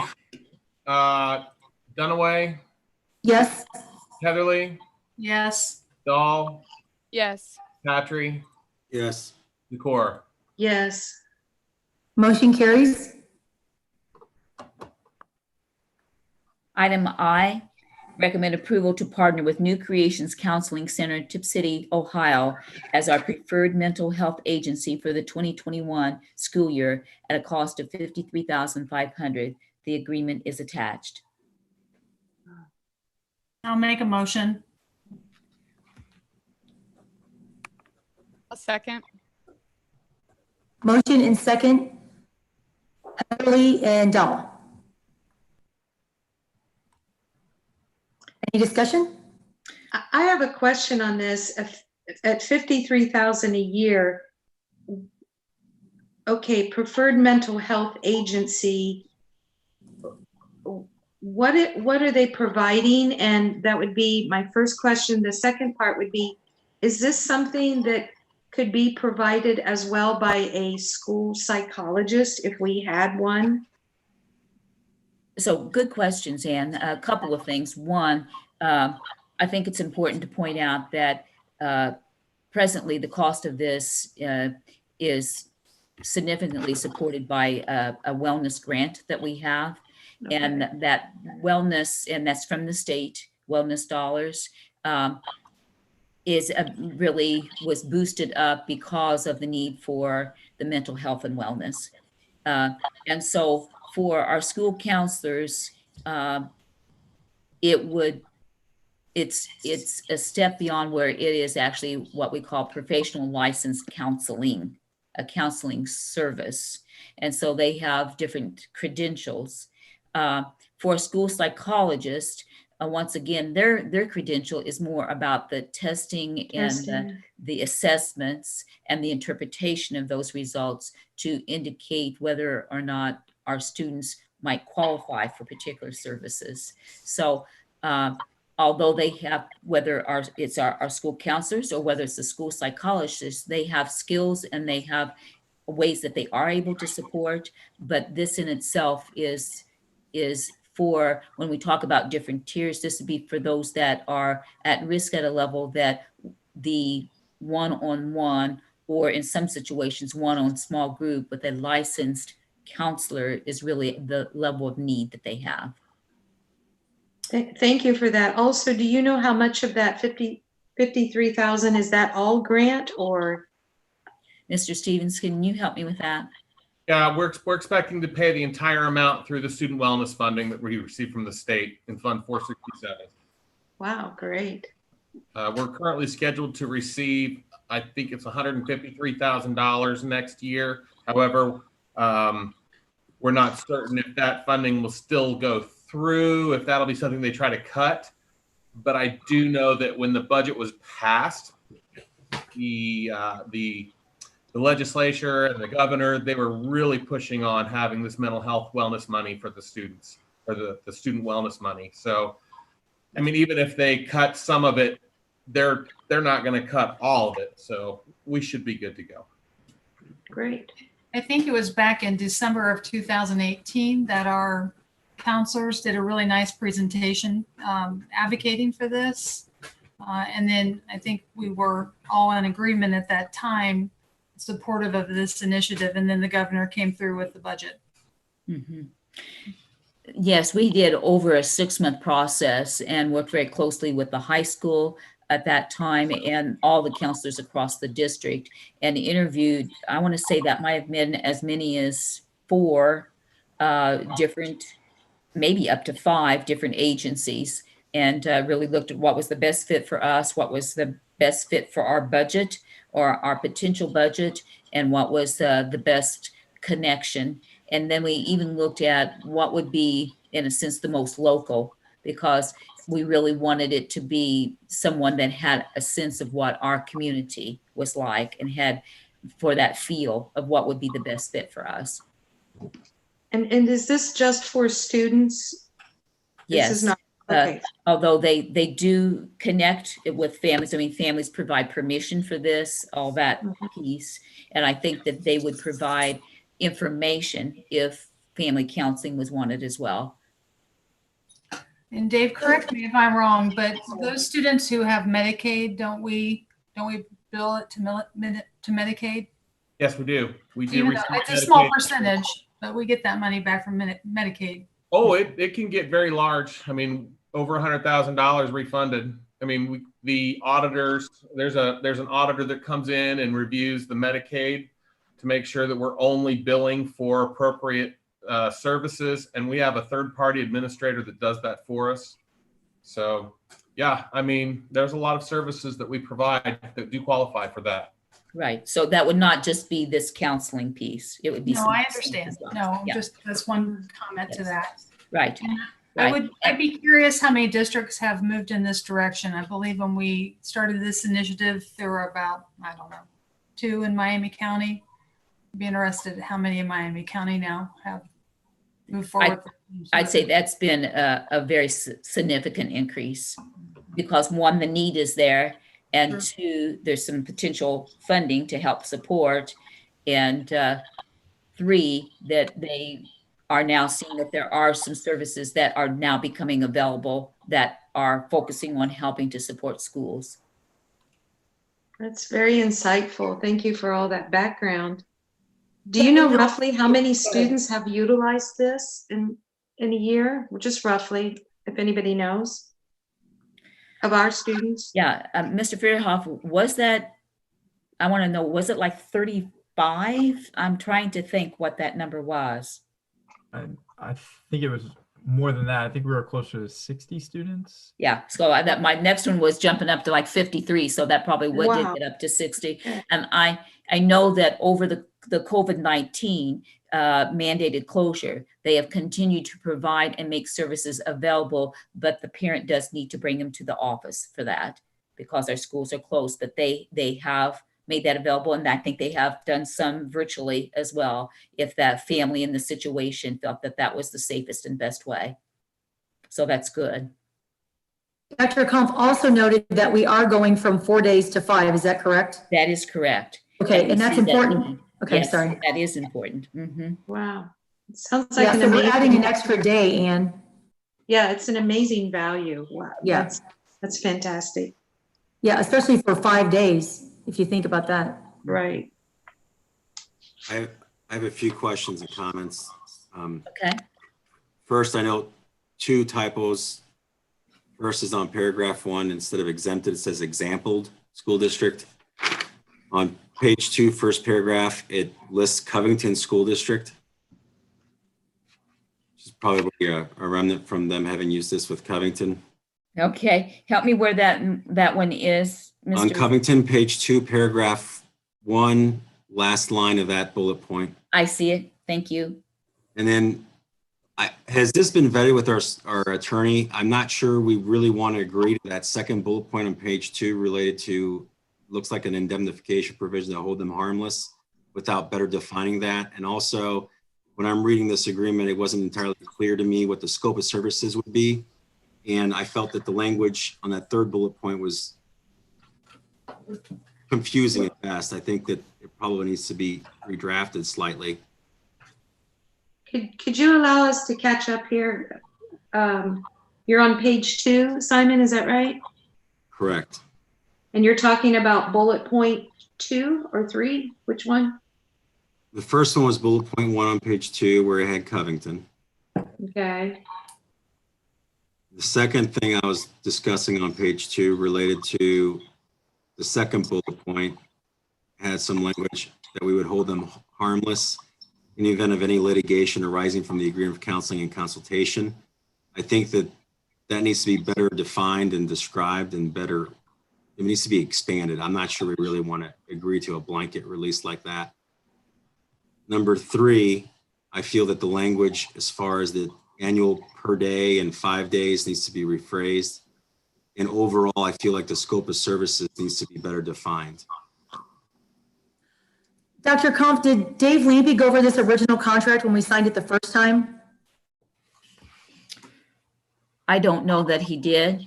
I know that Do you remember Dave Stevens? It's a contract that was being used for multiple districts. And so there may have been some comfort with that. I know that it was looked at. I would have to go back to see if it had been reviewed before or not by the other, by Bricker and Eckler. Dave Stevens, can you remember if we sent this to Bricker and Eckler or not the first time we signed it? We did not. We did not? Okay. So I like Simon's suggestion. I have no problem sending this to Helen, especially regarding, that one paragraph in particular. I think this is a great program. I think we need it. Yeah, absolutely. But I think we just want to make sure that everybody understands the agreement. Yeah, and, look at all these other things that we have sent to Helen, and she's caught, other little things that we. Yeah, she's a great set of eyes. I'll just say that. She's on it.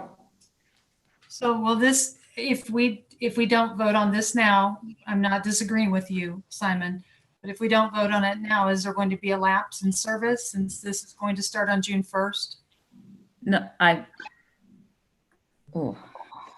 yeah. And does it in any way jeopardize our grant money? It doesn't jeopardize the grant funds at all.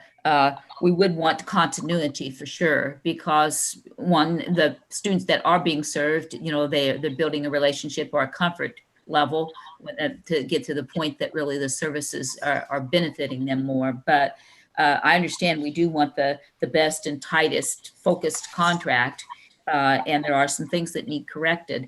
There's plenty of time. I mean, we have. Thank you. Does Okay, the contract go for the school year? Pardon? Does it go for the school year? It says for the 2021 school year. Okay. Right. That's what I was thinking too. So Okay. it's not really a June 1 piece. Okay, I'm sorry. I will take ownership of sending this to Helen. And Dr. Kampf, if you could we'll figure out how to handle it with the board, like put it in the Friday board update or have her send it to all board members and then add it to the June agenda. Right. Okay. Now, because we have a motion on the floor, how are we going to handle that? I move to table it. Okay. A second. Patry and Dell.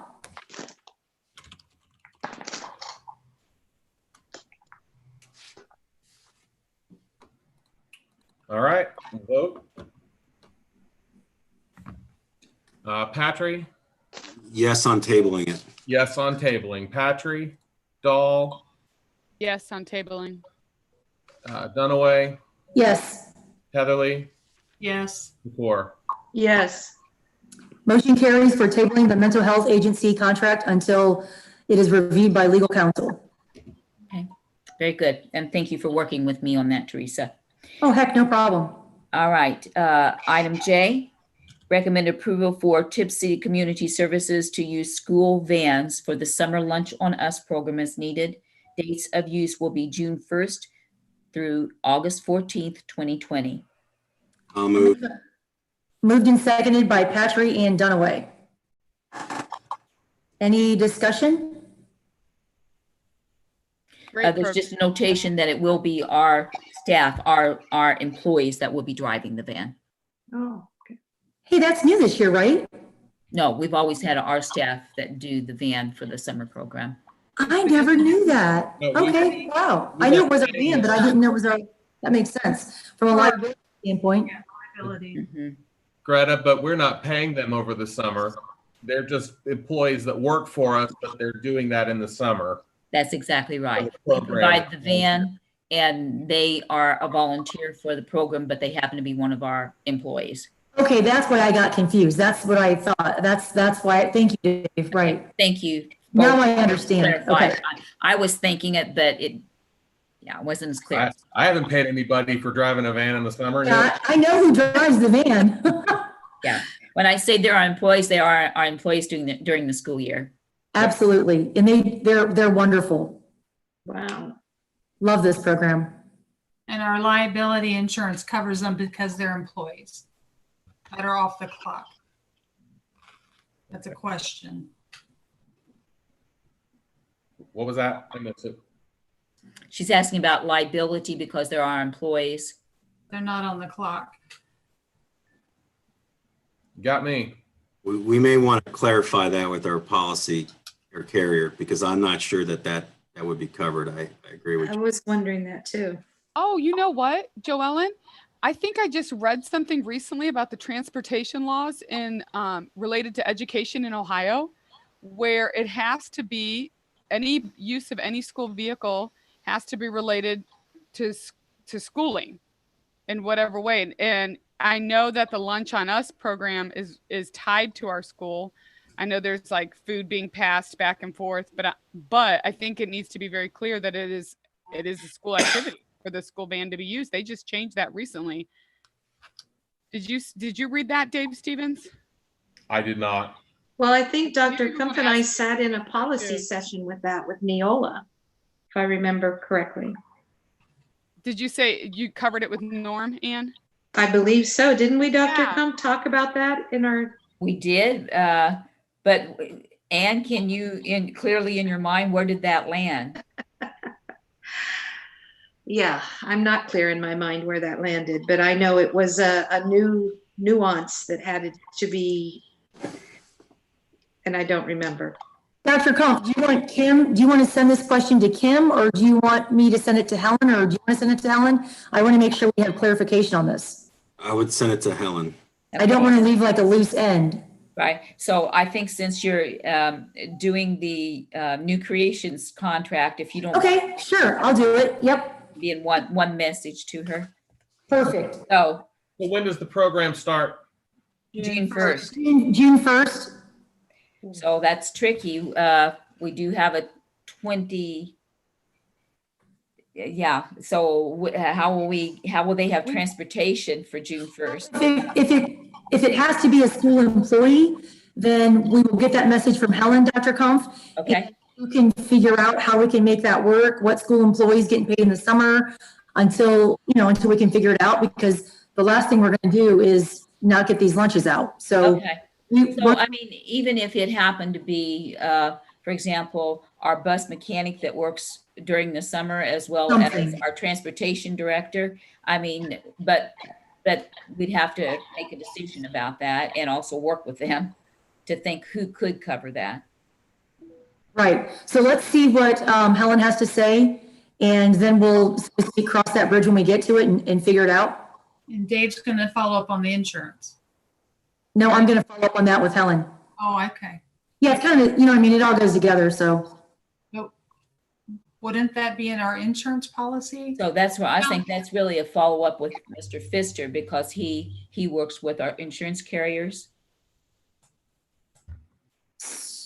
Would that be correct, Mr. Stevens? Yes. So then I don't need to go to Helen. You're just going to ask Gary? No, Well, I would- Helen would be about the aspect of an employed person that's driving it. And do they need to be actively, I'll say, employed at the time? On duty, so to speak. Yeah, on I would have to believe the answer to that question has to be yes. I don't see any other way around that, you know, but we'll let Helen decide. Right. Okay.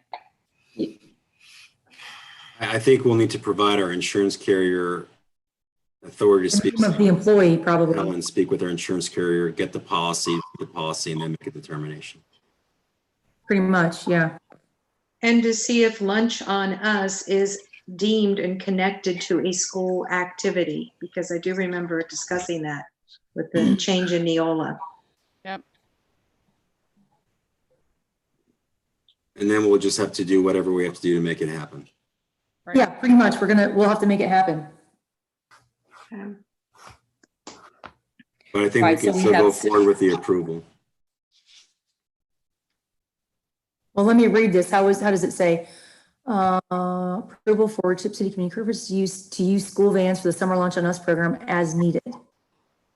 I don't think we can move forward with that, Simon, especially if that policy that Ann and I can't clearly remember from Neola says Right. we can't use it for non-educational. I think this might be another one that we need to table until we talk and make sure. Yeah, I don't think that, I'm not comfortable passing this as stated on the recommended action. Table it. Yeah. I would move to amend it as follows. I would say to approve the Tipp City Community Services to use the school vans for, I'm sorry, I moved this, the summer lunch on us program as needed, and if required, authorize the administration to procure additional insurance policies to insure the van if needed, or to have our summer employees drive the van that are employed. I think that would suffice, because then we can just get whatever insurance policy we need to cover that. But Okay, I think the policy though, Simon, says that we can't use school transportation for anything outside of school School purposes. activity. So Mhm. I'm not sure that we can allow I think that if you have city community services. precludes that, there's probably an endorsement or something additional rider you can get for additional cost. My suspicion is. You're talking about auto insurance coverage, and Corinne is talking about a policy of, limiting our ability to loan the van for a non-school sponsored activity. Or you're saying our policy and our actual policies for the school board, not our insurance. Right, yeah. So Sorry, I she's had thinking different about insurance the policy. tran- Yeah. The Simon, transportation, state transportation. Oh, sorry. Simon, Dr. Kampf and Ann and Corinne are all saying that they think, without by exact memory, Neola changed this, and last year we were within our legal rights, but now this year we may not be, and that it just recently changed. So I make a motion that we table this until we discuss it with legal counsel. I'll second that. I feel like we have to. Okay, motion and seconded by Dunaway and Dahl to table this until we speak to Helen.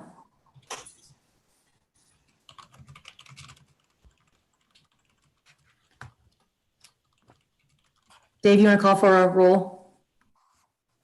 You said that was Teresa and who was Dunaway and Dahl, yes. Dunaway, Yes, Dahl, Yes. Heatherly, Yes, to table it. Patrick, Table it, yeah. Yes. Lepore. Yes. motion carries.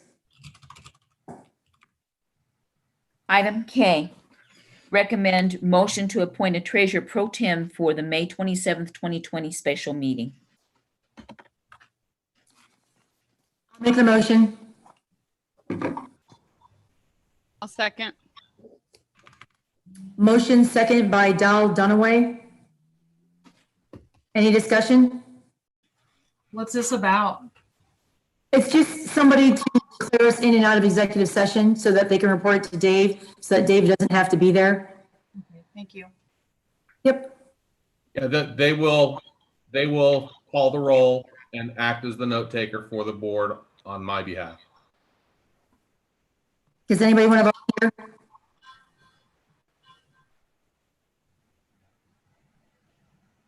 Joellen, I think you'd be great at this.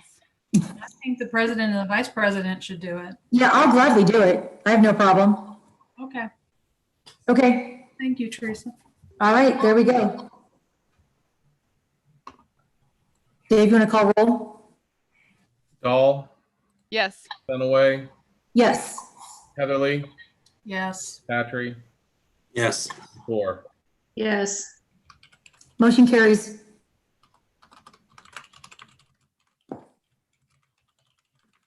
Okay, miscellaneous upcoming meetings. The next special meeting will take place at the Board of Education on Wednesday, May 27th, 2020 at 5:30 p.m. Commencement for the class of 2020 will take place virtually on Saturday, May 30th, 2020 at 7 p.m. A link will be provided in the near future. Another work session will take place virtually on Tuesday, June 16th, 2020, beginning at 6 p.m. The next regular Board of Education meeting will take place virtually on Monday, June 22nd, 2020, beginning at 6 p.m. That takes us to new policies, first read.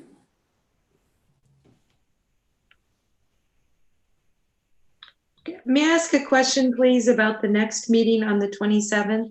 Yes, ma'am.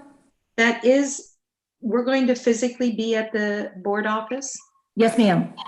Okay.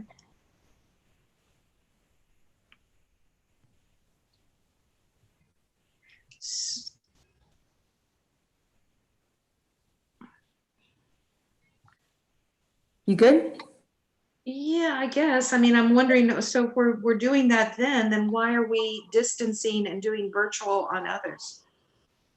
Well, because gatherings of 10 or less, we can't allow for our community to come to that.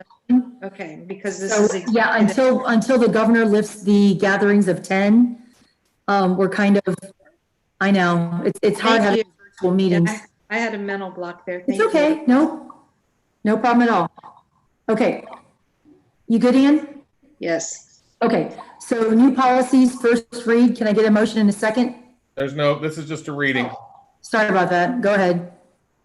Well, it says we're going to choose one for the vacation holiday support staff. Well, I don't. Second reading. So then we decide between here and the second reading which one we like. Now, first read may be the Yeah, help me wrong. on this, Dave. Pardon? I said, help me on this. Okay. If there ends up needing to be lots of changes for these, this is not a first read. Gotcha. This is more of a discussion, and we'll have to do first reads and second reads in June. Okay, But so the first policy that was here is the rejection of tuition students, policy 5115. From what was mentioned earlier, Mr. Patry had suggested that maybe we have a different policy that states both rejection and accepting of tuition students and just have the board vote on it every year. So I don't want to rehash more of that. I mean, if you guys think that this needs more work from the attorney, we can just not count this and we can. well, we already voted earlier in the, under new business to accept it, to do a first read, am I wrong? Well, we've accepted to not accept the tuition students for this year. Right, and that's the core, and this is the corresponding policy, so So if. I'm confused why it's not okay. Right, if this is the one we want to go with, we can just have this be the first read, and then we'll present this again in June to do the second read, and it'll be in the system. The first vote that we had in old business was not to accept this policy. It was to reject accepting any students that are tuition students for the 2021 school year. Correct. And I would not be in favor favor of accepting this policy as it creates an obstacle from future boards from simply making a decision whether to admit or deny tuition students. And I also have an exception, as you know, as it relates to not having both policies here for deliberation and discussion. One in favor of admission and one in rejection. As it was my understanding that we were going to get a policy that provides us the ability to review it, to see it, and then discuss it. And I expected to see one policy with both options available. I can stick it in right now.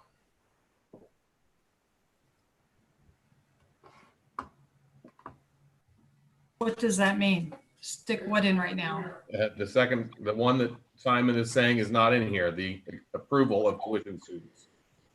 Great. So then, I guess then I'm confused, Dave, because if you have both policies in there, and one is to accept and one is to reject, how does that work? This isn't a first read. This is a discussion on the policy itself, on what we want to have. I would recommend that policy be revised to mirror the language that Simon just described. That gives the discretion to future boards to vote on it each year. Can Helen revise it to include that? Don't they already have that? No, we have two separate drafts.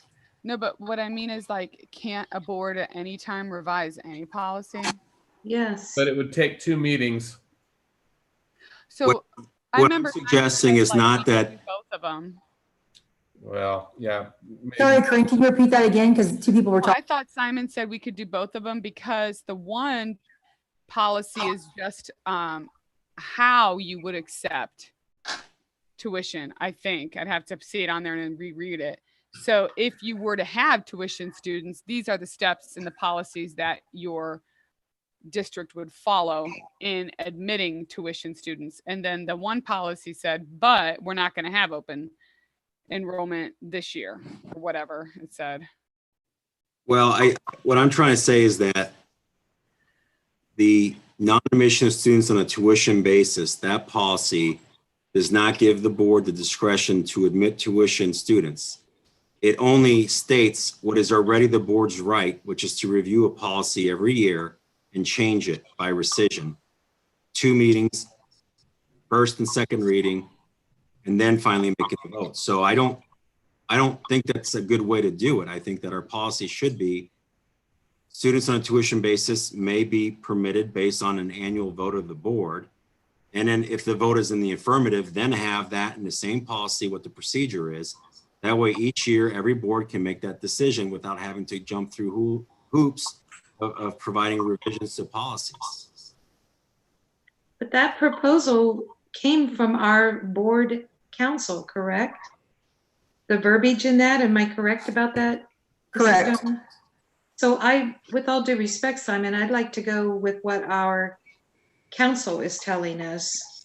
We have no reason, I don't understand why she did this based on our executive session, other than maybe have been directed to do that. So I don't agree with that at all. This is not, I disagree vehemently as to what was discussed and what I was expecting to see and what was going to be deliberated upon. Can't we ask her to come up with a draft that merges it? Merges what, Joellen? Versus something that creates an obstacle. I agree with Joellen. I think we should request that she creates something that provides us the opportunity to do it every year that merges those 2 documents. Dave, we already have that document, correct? I mean, she wrote 2 policies Yes. based on our direction in executive session. We have both policies. Is that correct, Dave?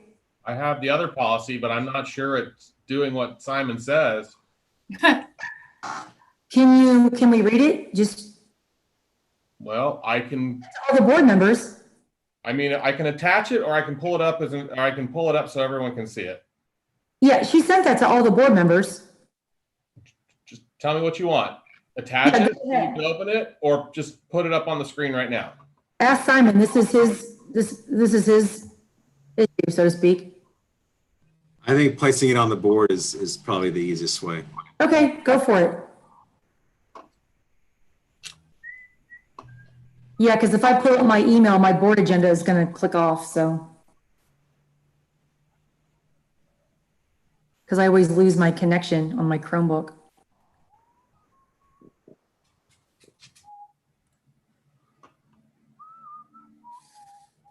It is getting cold out.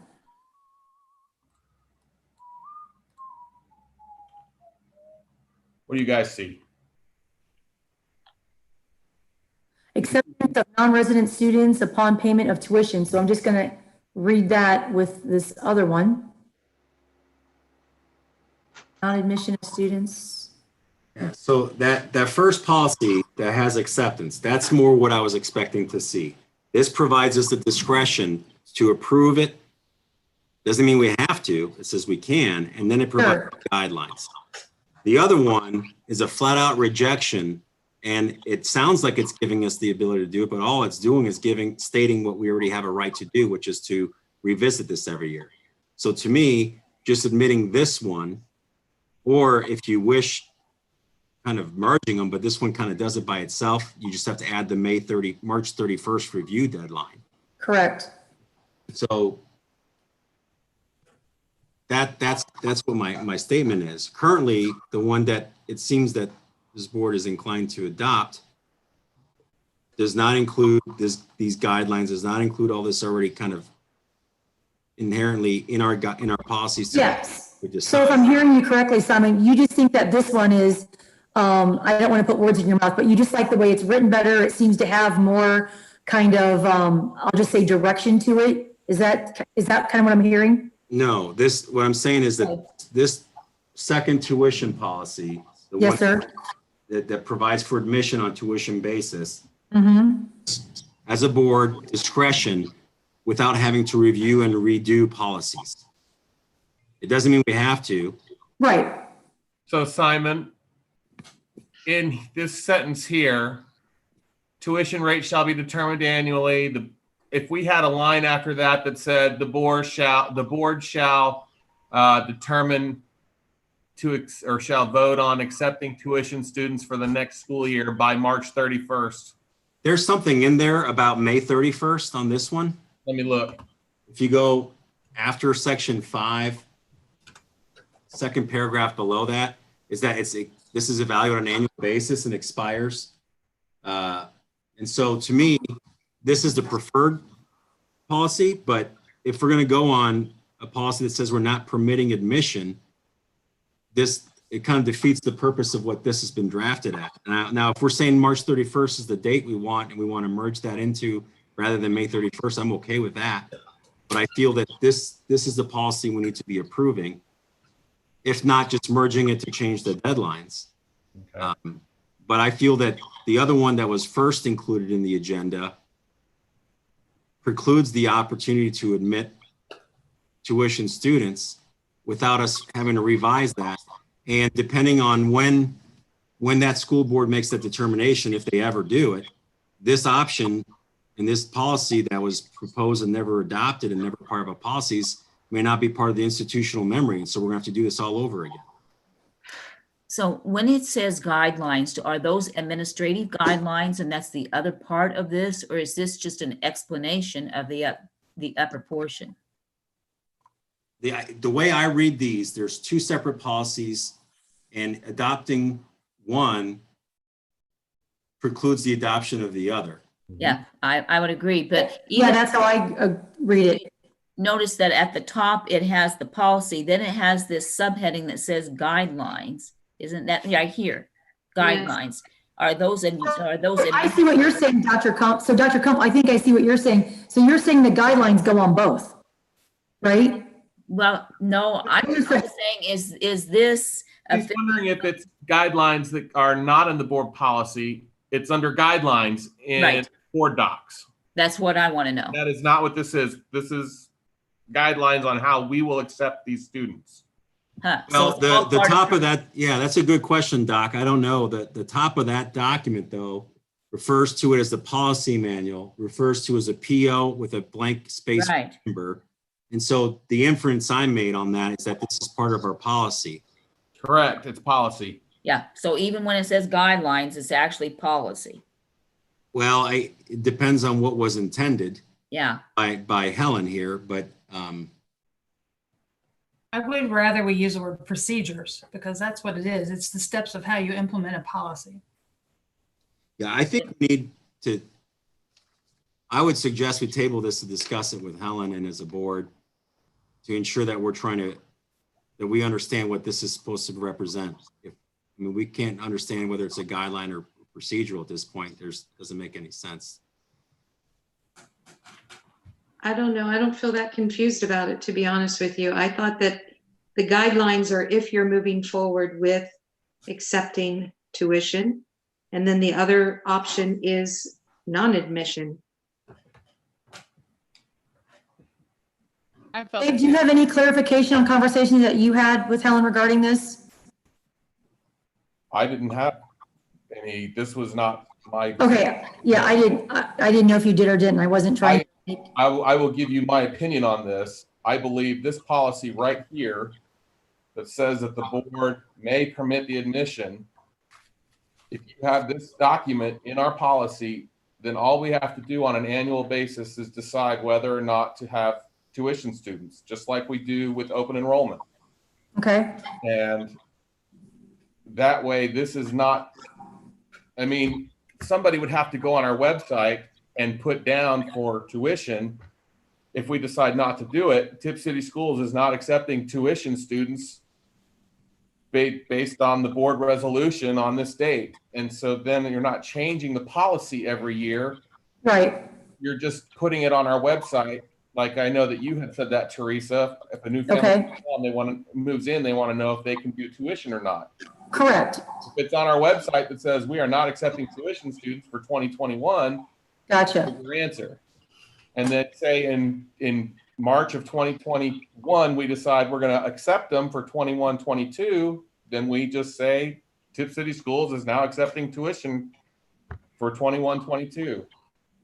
right, and I think we're all trying to achieve the same thing, which we're trying to get a policy in place. We're trying to make it easy for future boards, families, students, staff, administrators, whoever, to be able to have a policy to refer to. And I mean, we have all been completely overwhelmed with a lot of, emails and information. And I think we're all trying to achieve the same thing. I mean, I don't think we're all just kind of reading it different or seeing it different. So let me just read this real quick. And here's the other thing, though, is it says that if we use March 31st, it says that applications are due by April 1st. Okay. Wait, can you scroll back up? Where's that? So right here. Number 4. Number 4. Okay, gotcha. Yeah, I gotcha. Must be by April 1st.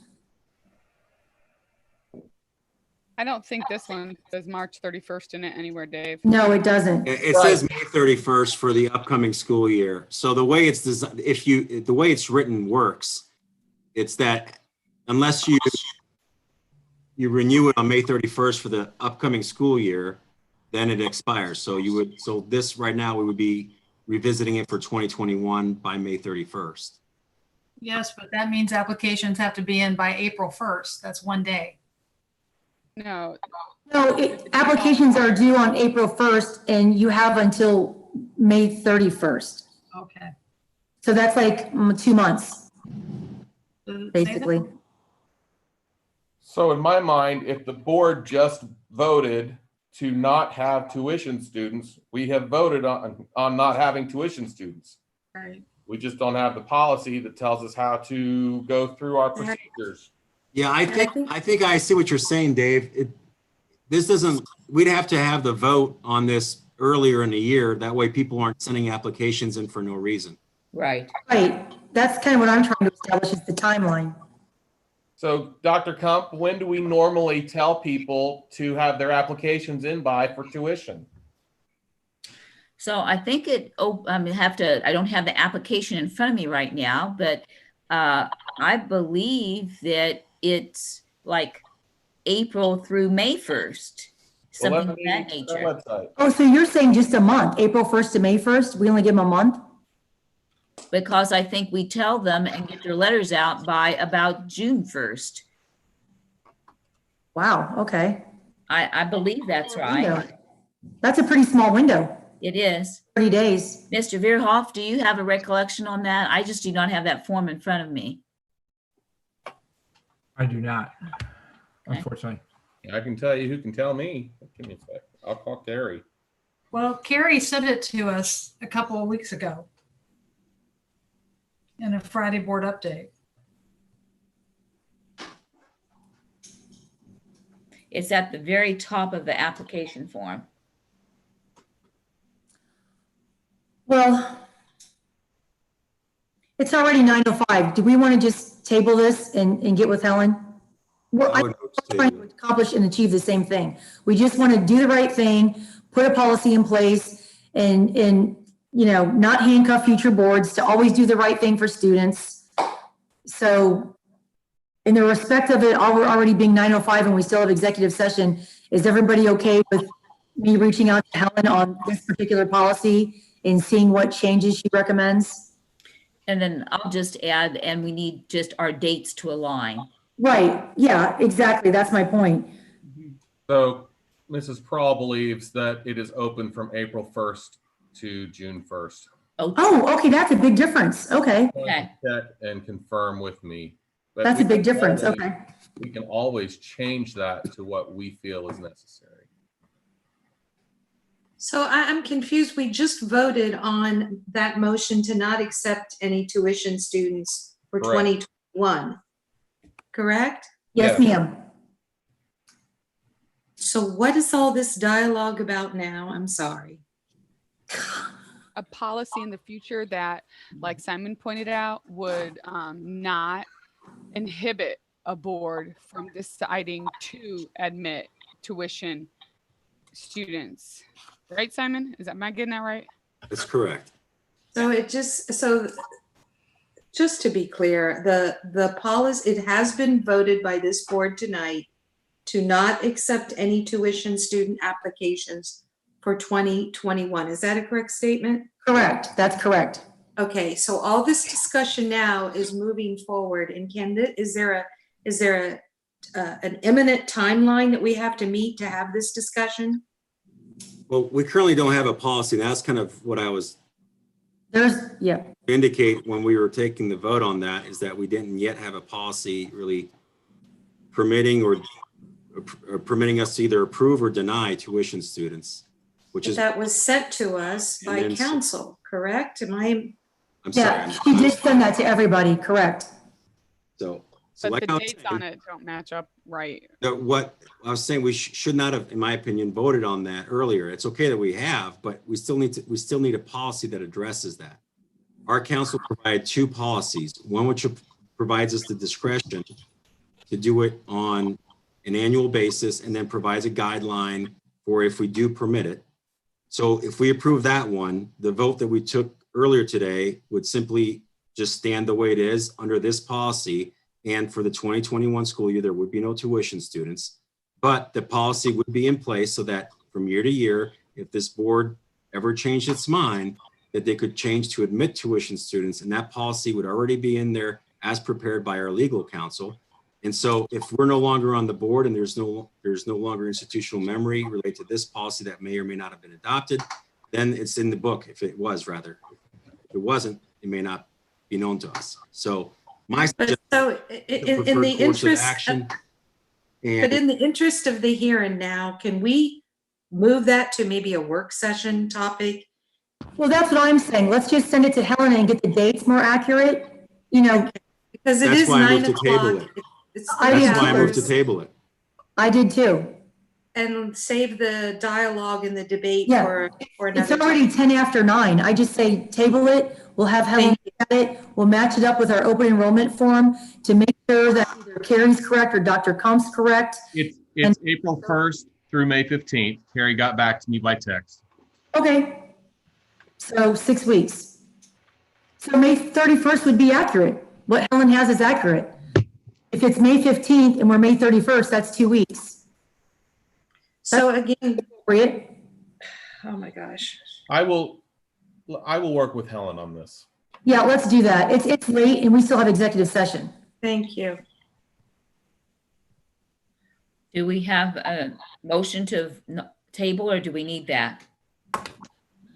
Simon and I both motioned in second. Patry, Dunaway, motion in second. Well, are we tabling both of them then? Yes. Yes, let's just table them both and have Helen look at it.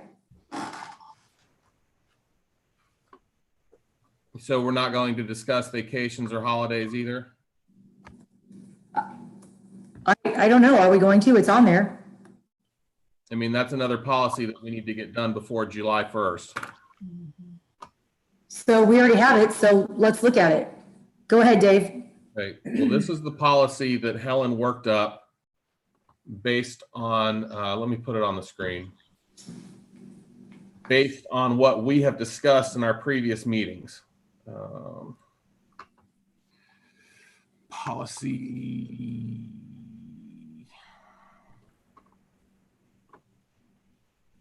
Okay. So did it just change for you? No. No. No, it's still on, tuition. Got to pick the right one. All right, how about now? Yes. Yes, Yes. sir. So based on what Helen received in our discussions, we've currently adjusted the vacation and holidays for support staff. This is non-teaching employees.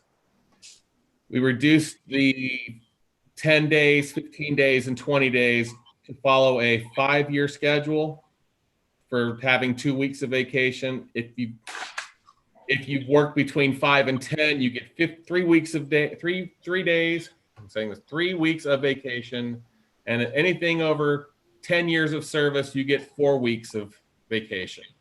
This is what we've discussed in the past. Now, Helen included anybody that has been hired before July 1st of 2020. They may carry over a maximum of 5 vacation days from 1 year to the next. All vacation days will be forfeited as of July 31st of each contract year. However, we also have the stipulation where it gives you 3 years to get your balance down from 60 days, at the most 60 days, down to 5 days by the end of July 31st, 2023. This is what I believe we had discussed previously as well. Correct. And there's this item, I'll come back. If you were hired on or after July 1st, 2020, you carry over 5 days from 1 year to the next. All other vacation days are forfeited. The superintendent will have final approval of vacation schedule. And for all support staff hired after July 2020, when you separate, you follow the current state statute, which is looking back 2 years. Any earned but unused vacation, you would be paid out. And in your current final year, any earned but unused vacation would be paid out. Based on how this is set up, you can't have more than 5 days carry over from 1 year to the next. So the most you would be looking at is 5 days from the previous 2 years, plus whatever they've earned and not used in the last year. Does that make sense to everyone? Okay. Makes sense, Dave. This is where it differs between version 1 and version 2.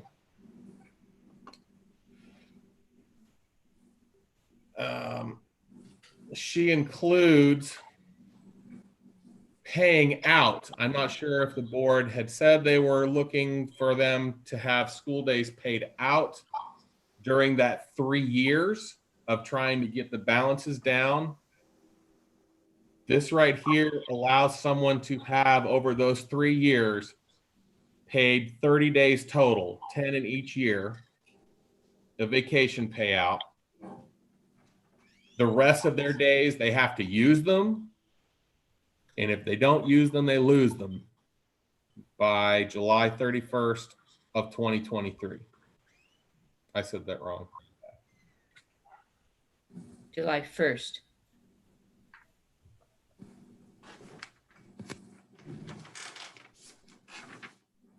Correct. No, it's July 31st. It is July 31st.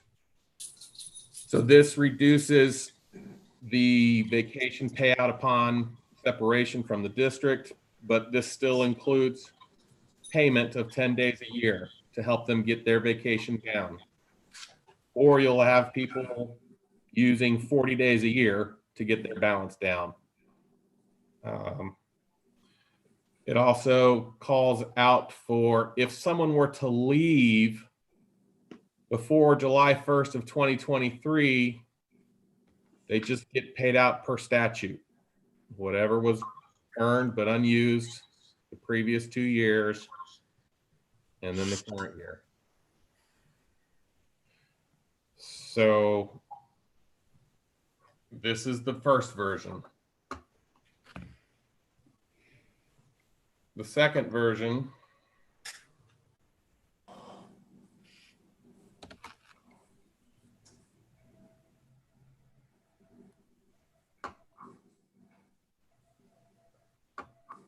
where did you go?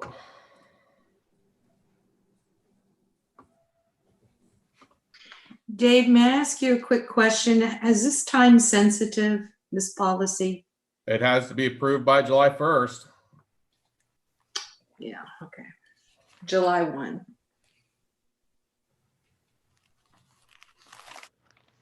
I just feel it's such an important topic, and we have digressed, if you will, or spent a lot, and my brain is getting a little bit foggy, and I want to be able to give my greatest clarity to this vacation holiday because it's such an important topic. I agree. Then here's my suggestion. It's detailed, and I want to make sure I'm absorbing the details. And after 3 hours and 17 minutes and an executive session to go, I'm afraid I'm not going to be able to give it my best at this point. So here's my recommendation.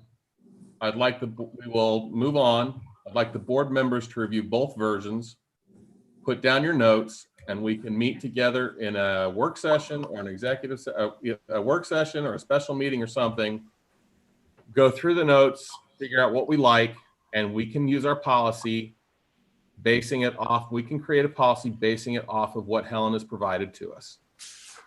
I mean, she has given us the skeleton to have a policy. We just have to figure out what numbers we like best and which numbers we don't. Yes. So, all right. So neither one of these policies are going to. So Dave, can you give us a deadline for when you want the board members to get that information back to you so that we stay on track? I would say give it to me by next Friday.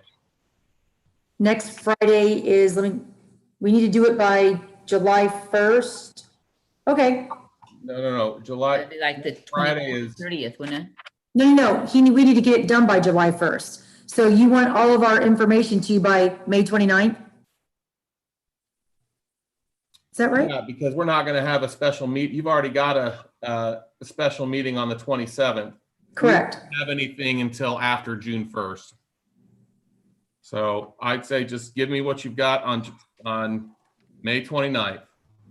Procedurally, I got a couple of things. The first is that we have to have this read twice before July 1st, 2020 to have it approved. The second reading, correct? Well, I'll check with Helen again. She made it sound like having two reads was a courtesy, and there could be situations where you don't have to have two reads. I will confirm that with her, just to confirm what that procedure would be then, to only do one read and then approve it.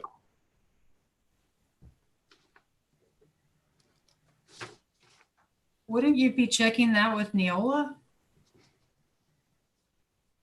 I would rather have an attorney opinion on that. Okay. But I liked your initial concept, Dave. We kind of get together, put our heads together with a clear mind and discuss this. Yeah.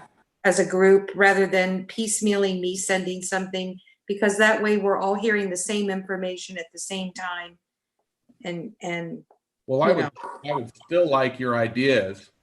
That way I can put something together that helps us organize in an organized fashion, go through what we're all thinking and figure out what works best. I don't don't think that's a bad idea, but I think we got to make sure that, Dave, that stays with you until it's presented at the work session. That is correct. It only comes to me. Okay, so what work session are we talking about? We don't have a date yet. Let me look for June. We do have one already on the books, June 16. Yeah, June 16th, Dave. So if I mean, we can have our get together at that time. I'll have to check with Helen to see if we can do our meeting, figure out what we want, and then have a first read after I have built that policy that night. Or if we can forego 2 reads, we can fix it that night and then approve it at our June, what is that, 24th meeting? I don't know what the date is for that meeting. Yeah, June June 22nd. 29. No, the board meeting is June 22nd. The work session is the 16th. Oh, that's right. Okay. What's the 22nd? The board meeting is the 22nd and the work session is the 16th. Yeah, so I will check with Helen and make sure we could do just a single read before approval. Okay, If not, I'll ask her what we need to do to get it done. okay, thank you. So for this one, there was no motion or anything. I will note that we did not have a first read. Yeah, great. And then are we going to have adequate time at that June 16 work session? I don't know what's already on the plate for it. So again, I feel this is a topic that, we need to be dedicated with a Oh, clear. yeah, it should not be done at the end of a 3.5 hour meeting. I agree. Right. 3.5 hour meetings to me that's it. Like, we cannot have these 6-hour meetings and be dealing with very important information at the end of it just doesn't, it's not effective. It's not good. So are we going to have enough time anticipating the June 16 work session? Are we going to have enough leeway there to weave this into it? I don't know what's on. I don't know if I don't think we have anything on it yet, so let's just, this should be our main thing, correct? I believe Okay. that was one of the extra meetings that we established at the beginning of the year. Yep. Well, look how smart we are. Yeah, absolutely. Thank you, Ms. President. Well, Okay. thank you, everybody. Policies were not established as additional questions were had by the board and additional attorney review was desired. No first reads occurred this evening. Perfect. Okay. Okay, so now we have a motion to adjourn to executive session. Hang on for a second. My computer always zaps out. I'm sorry. I don't know why my Chromebook does not stay connected. Give me 1 second. It's the goofiest thing. Hang on, trying to reboot here. Oh, okay, gotcha. Motion to adjourn to executive session for purposes authorized under Board of Education Policy 0166 and ORC 121.22G1 to consider the employment and compensation of a public employee or official. And I do believe that the board will be inviting both Dr. Kumpf and Mr. Stevens into executive session. Is that correct? Correct. Okay. Can I get a motion in a second? I'll motion. Motion by Corinne, seconded by Dunaway. Okay. Teresa, yeah, never mind. Dahl, Yes. Dunaway, Yes. Heatherly, Yes. Patry, Yes. Before. Yes. Teresa. So I believe that Corinne sent a link out earlier for the executive session. Does anybody need a 5-minute break or are we just going to jump right on? I need I'm good to 3 go. minutes. Oh, sorry, Dr. Kumpf, go ahead. I would like to have 3 minutes, please. I would too. Thank you. Yeah, just do 5 minutes and we'll jump on executive session at 9:30. Is that good? Okay. Yes. Teresa, Oh, sorry. there's no anticipated action Oh, to this. Correct. Yes, no anticipated action. Thank you. Thank you.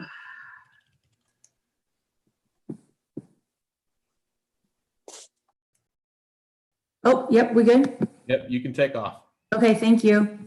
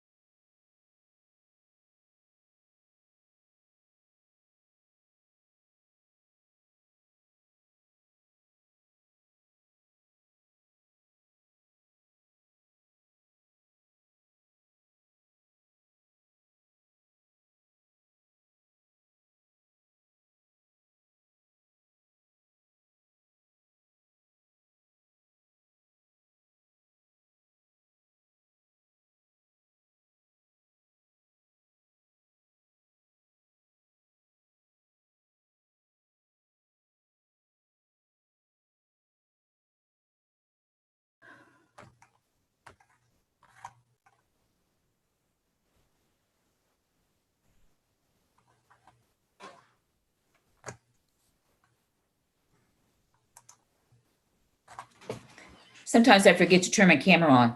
Oh my gosh, I couldn't get out of that other meeting. I felt like I was hostage. I didn't know how to exit out of it. That's horrible. Oh, I was trying to tell you the little red telephone at the bottom, but I think it must have cut off. Oh my gosh. I don't know what took me so long. I'm like logging in, logging out. Sorry about that. And Teresa, Logging in for 500 minutes. I'm like, what in the heck is going on? I'm so annoyed. I know, I couldn't, I was like kidnapped. I'm like waiting. It's clicking around. Okay, are we ready? We don't have Joellen yet. I don't know where she's at. Oh, well, good. I wasn't last. She maybe had the same problem as me. I could not log in. It was just spinning. There she is. She's coming. Oh, good. No offense, but I'm glad I wasn't last. I felt terrible. Okay. Joellen, are you able to hear us? Yep. Can you hear me? Okay, I think we're all We can ready to hear go. you. Can you hear me now? Motion. Then we got to back into a regular session. Okay, can I get a motion to adjourn? Well, hold on a sec. We declare us Oh, what back happened? into regular session at 10:22. Whew. One Yep. more time, Dave. You have to declare us back into regular session at 10:22. Okay. So we are now back in regular session at 10:22, and I would like to get a motion to adjourn. I motion. Second. Motion by Dow, second by Zakor. Ready Dahl, for roll? Yes. Zakor, Yes. Dunaway, Yes. Heatherly, Yes. Patry, yes. Motion carries, meeting adjourned. at 10:22 p.m. Good All night. right. Good night. Good night. Good night. Good night. Good night, everyone. Rest well. Yeah.